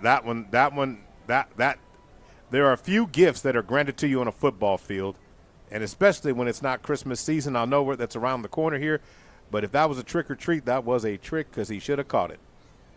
Yeah, the treat was the football. He just I'm just trying to tell you maybe he said, supposed to get your trick. No, there you go. Anyway, 2nd down and 10. Let's move on from that. 2nd down and 10 for the Roughnecks. 3 receivers now, twins to the left side for Kennedy. Kennedy rolls to the left, swings it, and puts way too much pepper on it. He threw it just a little high. Just a little high. Bob Uecker would say, high and outside. For anybody who has watched Major League out there. So, I mean, we do have the World Series going on tonight. Is it in Toronto tonight for a chance to close it out? But the Dodgers are leading 3-1 in the top of the 7th. Is it in L.A.? No. No, it's in Toronto. Okay. It'll make Drake very unhappy if they have to come back to L.A. 3 receivers now. Twins to the right side. Kennedy, and then contact by the Falcons now. There's a lot of finger pointing going on. According to Keith Bundage, it's on the Roughnecks. Keith has got to be related to former Douglas. Okay, but he is right. I mean, so they substituted the line out as if it was on them, but he was right this time. It was false start against Crooked Oak that moves the ball inside the 35 down to the 34-yard line. So 3rd down and about 15 yards to go. 3 receivers, Twins right. 7:58 left to go in this game. They're going to hand the ball off to Gallivan. Gallivan cannot turn the corner. Great up hit by Samaje Pettit. So Pettit's going to make a big-time hit in the open field. It's going to bring him down at about the 31-yard line. He couldn't really get away from that one there, Myron. No, he couldn't. You mentioned Keith Bundage. He got to be related to former Santa Fe and OSU linebacker Calvin Bundage, maybe. And then Kamen, who played. The lineage through Millwood those lines roll deep, so I would not be surprised. 4th down and 18 for the Roughnecks now. Kamen played at Douglas, another Bundage. 7:10 to go in the quarter. High snap. Kick is away. Nice end-over-end kick. And Demontre Butler has to pick it up at the 29-yard line. Butler with the convoy in front of him. He's got a crease. Bundage is going to take it back to the house. Nobody's going to get there as Bundage takes it in for a Falcon touchdown. But there is a flag on the play back here on the 40-yard line.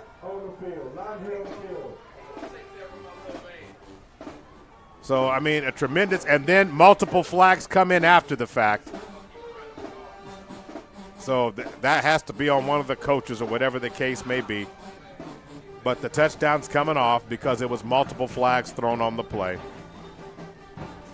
There's a flag here and there's a flag back here at the 40-yard line. So we got to see what that call is going to be.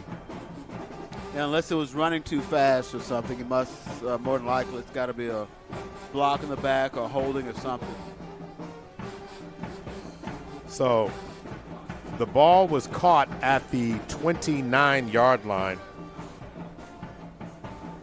Yeah, it's against Millwood. We also had a sideline warning, too, down there. So the penalty looks like the flag was thrown at the 40-yard line.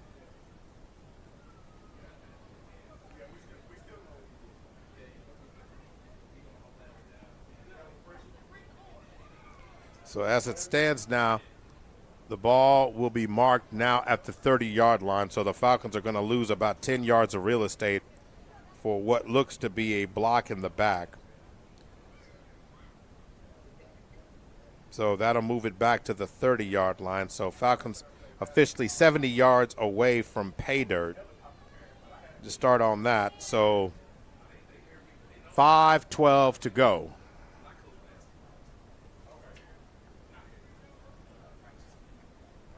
So here we go.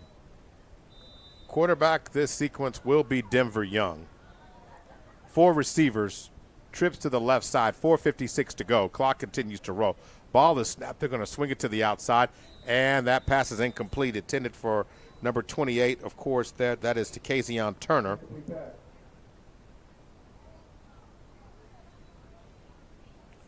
So that pass is incomplete. You know, the young guys got there. A little bit nervous, want to make a play. The thing is, a lot of the guys are replacing are freshmen, sophomores themselves, so these guys look even younger. Right. I mean, that's exactly what ends up happening there.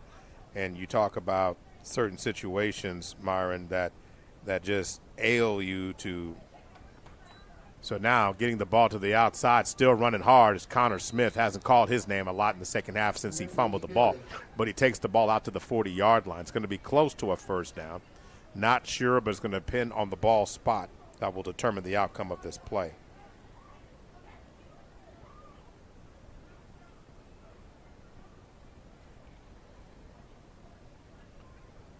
So now going back to work. About a yard for a first down. Yeah, it was. They did give it to him. Okay. So they gave him the first down for Connor Smith. Now this time Denver Young's going to blare to the outside on a quarterback sweep. He cuts back inside at the 40. He's at the 35. He's still on his feet. Going to be brought down inside the 35-yard line at the Crooked Oak 31. Will be a Falcon first down depending on the spot. Well, it's a first down anyway, 33-yard line. It's a nice, tremendous play there. Denver Young's going to sleep well tonight. He's getting quite a workout. So as it stands there,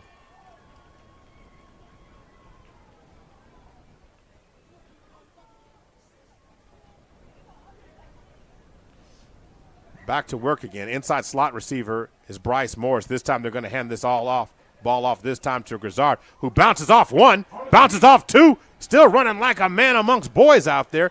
Going to take the ball down inside the 25. They're going to get the Falcons a first down at the 20, looks like the Falcon 22-yard line. Nice run.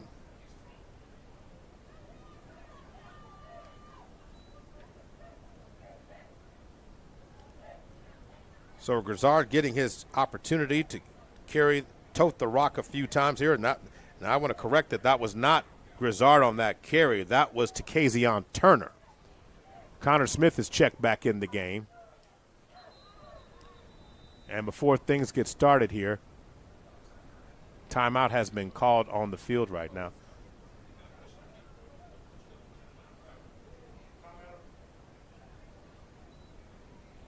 Timeout on the field. No, it's not timeout. It's a penalty. So it's a penalty on the field, so looks like that's false start against the Falcons. Moves it back to the 27-yard line. First down and 15. 1:43 to go, remaining in tonight's contest. So Denver Young communicating to the receivers on the outside. Inside slot receiver comes in motion. This time trying to get to the outside, having a crease to run it. Number 22, Keontae Grizzard is going to take the ball inside the 10. Little conversation going on after the conclusion of the play. And so the officials are trying to break things up here. It looks like the ball is going to be marked down at the 9-yard line. Nice run there by Keontae Grizzard. Yeah, he got outside there. I ran the guys to the corner. So first and goal now, under a minute to go in this contest. Denver Young, Connor Smith in the backfield with 4 receivers. Denver Young asks for it, rolls to the right. Denver Young darts inside. Denver Young up the middle. Denver Young into the end zone. Touchdown, Millwood. Falcons fly into the end zone, Myron. Denver Young looking like a nice option quarterback there, working his way into the end zone. 54-6. The Falcons now got a 50-piece on the night. And they say run that clock.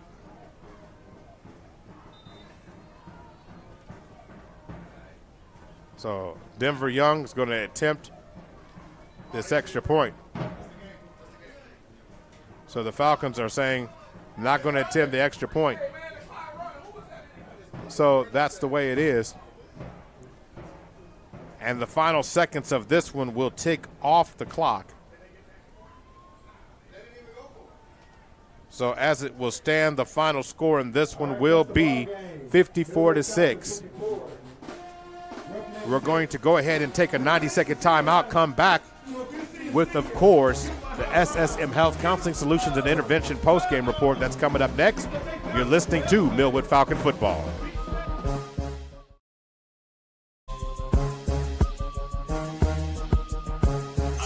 Oklahoma City High School senior. Your dream of attending college just got a lot bright with a chance to win a $10,000 scholarship. Thanks to love, travel, stop in countries, you could be the one to snag this incredible opportunity. Your tuition. Register now.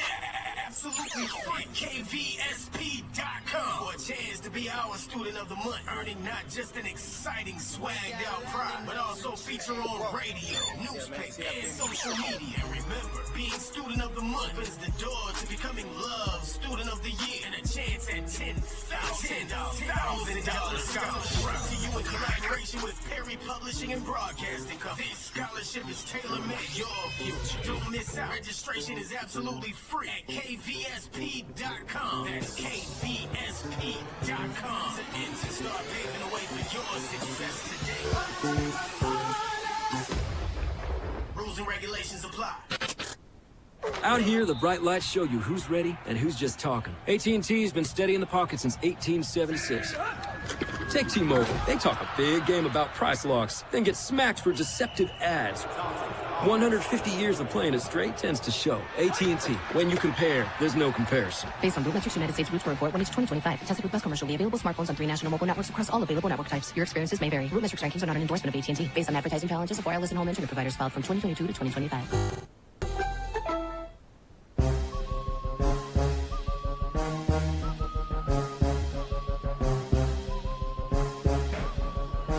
Welcome back to the post-game show here, sponsored by SSM Health and Counseling Solutions and Interventions. For over 10 years, Counseling Solutions and Interventions have been helping people just like you get to the root of their emotional issues. Our staff of trained and qualified professionals is here to help you. Contact them if you need them, Counseling Solutions and Interventions. So, Myron, we were talking about some big games going on across Class 2A1 tonight. So the battle for the district championship, if you will, tonight is taking place right there in Edmond, as Jones is up 40-20 on top of OCS. So that pretty much means with a 20-point lead, less than 22 minutes to go, that Jones will go ahead and become the district champs and submit themselves for our first two round buys, or games at home, I should say. In the first 2 rounds of the Class 2A playoffs.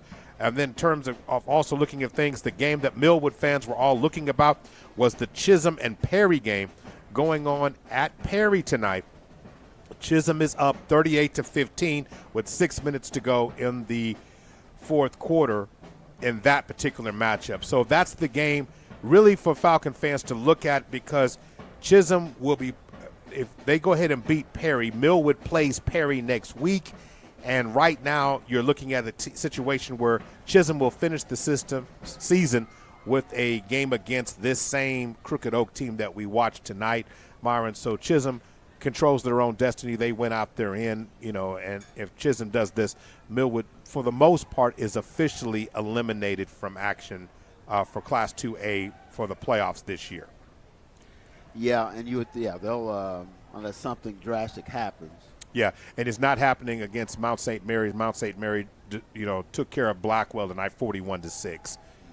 So at Rocket Field tonight. So, Mount St. Mary's has pretty much locked themselves in. Jones and OCS, we know the pecking order. That's 1, 2, 3. That only leaves one spot left. Yeah. And with Chisholm winning tonight, that pretty much falls in their lap. Yeah, it have to. The Roughnecks will have to get really rough next week. I don't anticipate that happening. Whatever. So that's one of those things. I mean, this is a young Millwood team, and you got another game to go. And I mean, it's just, they've grown. I mean, you can tell how much they've grown. And the funny thing tonight, when they put reserves in, it's just more young guys. I mean, it wasn't like you were putting in some guys who, taking out juniors and seniors for freshmen.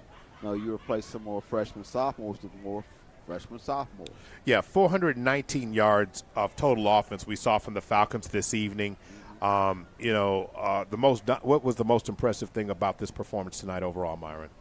Oh, I think they came out and they took care of business like you thought they would. I mean, that's the thing that you like to see the seniors go out on top, and the first few scores, first big plays were done by the seniors, and those are the guys that have invested a lot since they were, 8th, 9th graders or whatever, Optimus ball before that. And so I like the fact that, guys like Denver Young and others had big games tonight. And then, of course, some of the younger guys also came through. But they were the better team. They showed it, and they didn't show up, kind of like not really focused on getting the job done. They came to play, and they did play well. 28 points scored in the first quarter that led to a 40-point first half. The Falcons would finish it off with 14 in the second half to end up with the final score of 54-6. Just a caveat note, Anthony Keys tonight was the team's leading rusher, and you're like, Anthony Keys ran the ball one time. Yeah. One time, 90 yards. Made good on it. Hey, he said, if I'm only going to give you one carry tonight, what will you do with it, Myron? Well, he was running, man. You could tell he was determined to get there. He was turning on the jets, and he knew what tonight was about, but he wanted to reaffirm, I'm still here and, ready to play some football. And I ran about two. In fact, the Crooked Oak guy stopped around the 15, said, man, this is worth it. Ready to go. Yeah, and that's the type of things that you have to do. You're trying to build a winning culture. Now, Coach Franklin will celebrate his birthday tonight with a win, but he's going to be harping about the 6 points on the board that came from the opening possession of the second half of the Falcons, where Connor Smith did fumble the ball there. But it's one of those type of things. Overall, the team played well. They were smart tonight. They took care of business. Now, if I have to give them a grade on things, first half, starting fast in the first half, limiting mistakes in the first half, A. Establishing the run in the first half, A. Second half, you only get an A in establishing the run. Limit mistakes, you made one that gave up your shutout. And then starting fast, you gave the Crooked Oaks, the Roughnecks, a chance to start fast in the second half. And, if you want to talk about it in the second half, Coach Franklin will say, well, we only beat them 14-6 in the second half. That's called creative coaching, Myron. You find nothing, you don't let them get away with anything. Yeah, and they had the quarterback draw for it was 4th and 20, and he got exactly 20 on to keep the drive going. So, hey, give Crooked Oak some credit on that. They had to fight tonight. Yeah, they came out, they got on the board, they didn't give up. So give them a pat on the back as they board the bus, and they'll be home about 10 minutes, 12 minutes. Yeah, and then next week they're on the road making that trip that Millwood did a couple of weeks ago to Chisholm. It's one of those type of things when you have had a season that kind of is demoralizing to you. You've got to find your key points to go ahead and build off of. The Falcons, you want to finish it with 2 straight wins. If there's any hope or anything crazy happens, you want to be sure to put yourself in a position to capitalize on it all the way. The Falcons will improve overall to 3-6 on the season. Officially now 3-3 in district play. So the Falcons put themselves in a position to go on the road next week in Perry, get a win. And if anything crazy happens, be around the table to get the crumbs, from the table there, Myron. You become a Crooked Oak fan is what you do. Yeah, that's to the best of your ability. And control what you control, which is beat Perry. Exactly. That being said, want to make sure, Myron, if I had to give it to you tonight, the Beast of the Week, selected by Super Prep, the premier sporting outlet featuring the very best in high school and college students, athletes, and the city, state, and nation. If you had to find one tonight, what Super Prep athlete would you choose from this Millwood bunch tonight? I'm going to go with Denver Young. How about that? I mean, senior.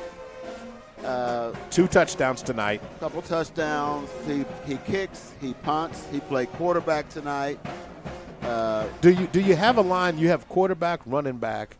He got a sack too. Yeah. So you got a sack, tackle for a loss. You played everything except you didn't come up here and broadcast with us. So Denver Young, that's the only place we'll get you. But Denver Young is the Super Prep Beast of the Week, Super Prep Player of the Game. Just a reminder coming up tonight, tune into the Prep Zone on OKC Sports Radio 105.3. D. Wright and Coach Luke Orvis will break down the big scores happening all across the city tonight. And you can check into that show. It's weekly on Friday nights from 10 to 11. To call in, be a official spotter, get your opinion on some teams and where you think the playoffs are going to go. Want to make sure we thank all our sponsors for tonight's contest: Super Prep, Big O's Pork and Dreams, Narissa Berry Insurance, First Security Bank, Love Student of the Month, the Black Chronicle newspaper, OKC Heart and Soul 92.1 and 1140, Guiding Right, Bank First, Counseling Solutions and Interventions, Community Health Centers of Oklahoma, and SSM Health. So we're out of here tonight. We're going to have a great sports weekend. Remember to roll back your clock. Myron, you still got to go to church on Sunday, man. You still got to go to church. Even though you sleep in, you still got to go to church, man. So I roll it back? Yeah. What you do? Yeah, you roll back. You fall back, Myron. Fall back. So if it's 8, it's really 7. But that just means you get a full Saturday of great college football out there, a full Saturday, because you can get that extra hour of sleep. You do that? So in other words, when I wake up, it's 9. It's really 8. Exactly. Yeah. Your phone will make the adjustment for you, Myron. You won't have to worry about that. All right. So we're getting ready to get out of here tonight. Want to thank our in-studio producer on the radio end, Mr. Lando, DJ Lando Booman from Power 103.5. Want to thank our on-site producer, Mr. Brendan, and of course our cameraman, also Mr. Deshaun. He's Myron Patton. I'm Maurice Prince, and we'll be out of here as the Falcons will be back in action on Friday night in Perry, Oklahoma. You can count on us to bring you the action. This is Millwood Falcon football. Good night. K M P 92.1 and 1140, the heart and soul of Oklahoma City. It's time to party. This broadcast is the exclusive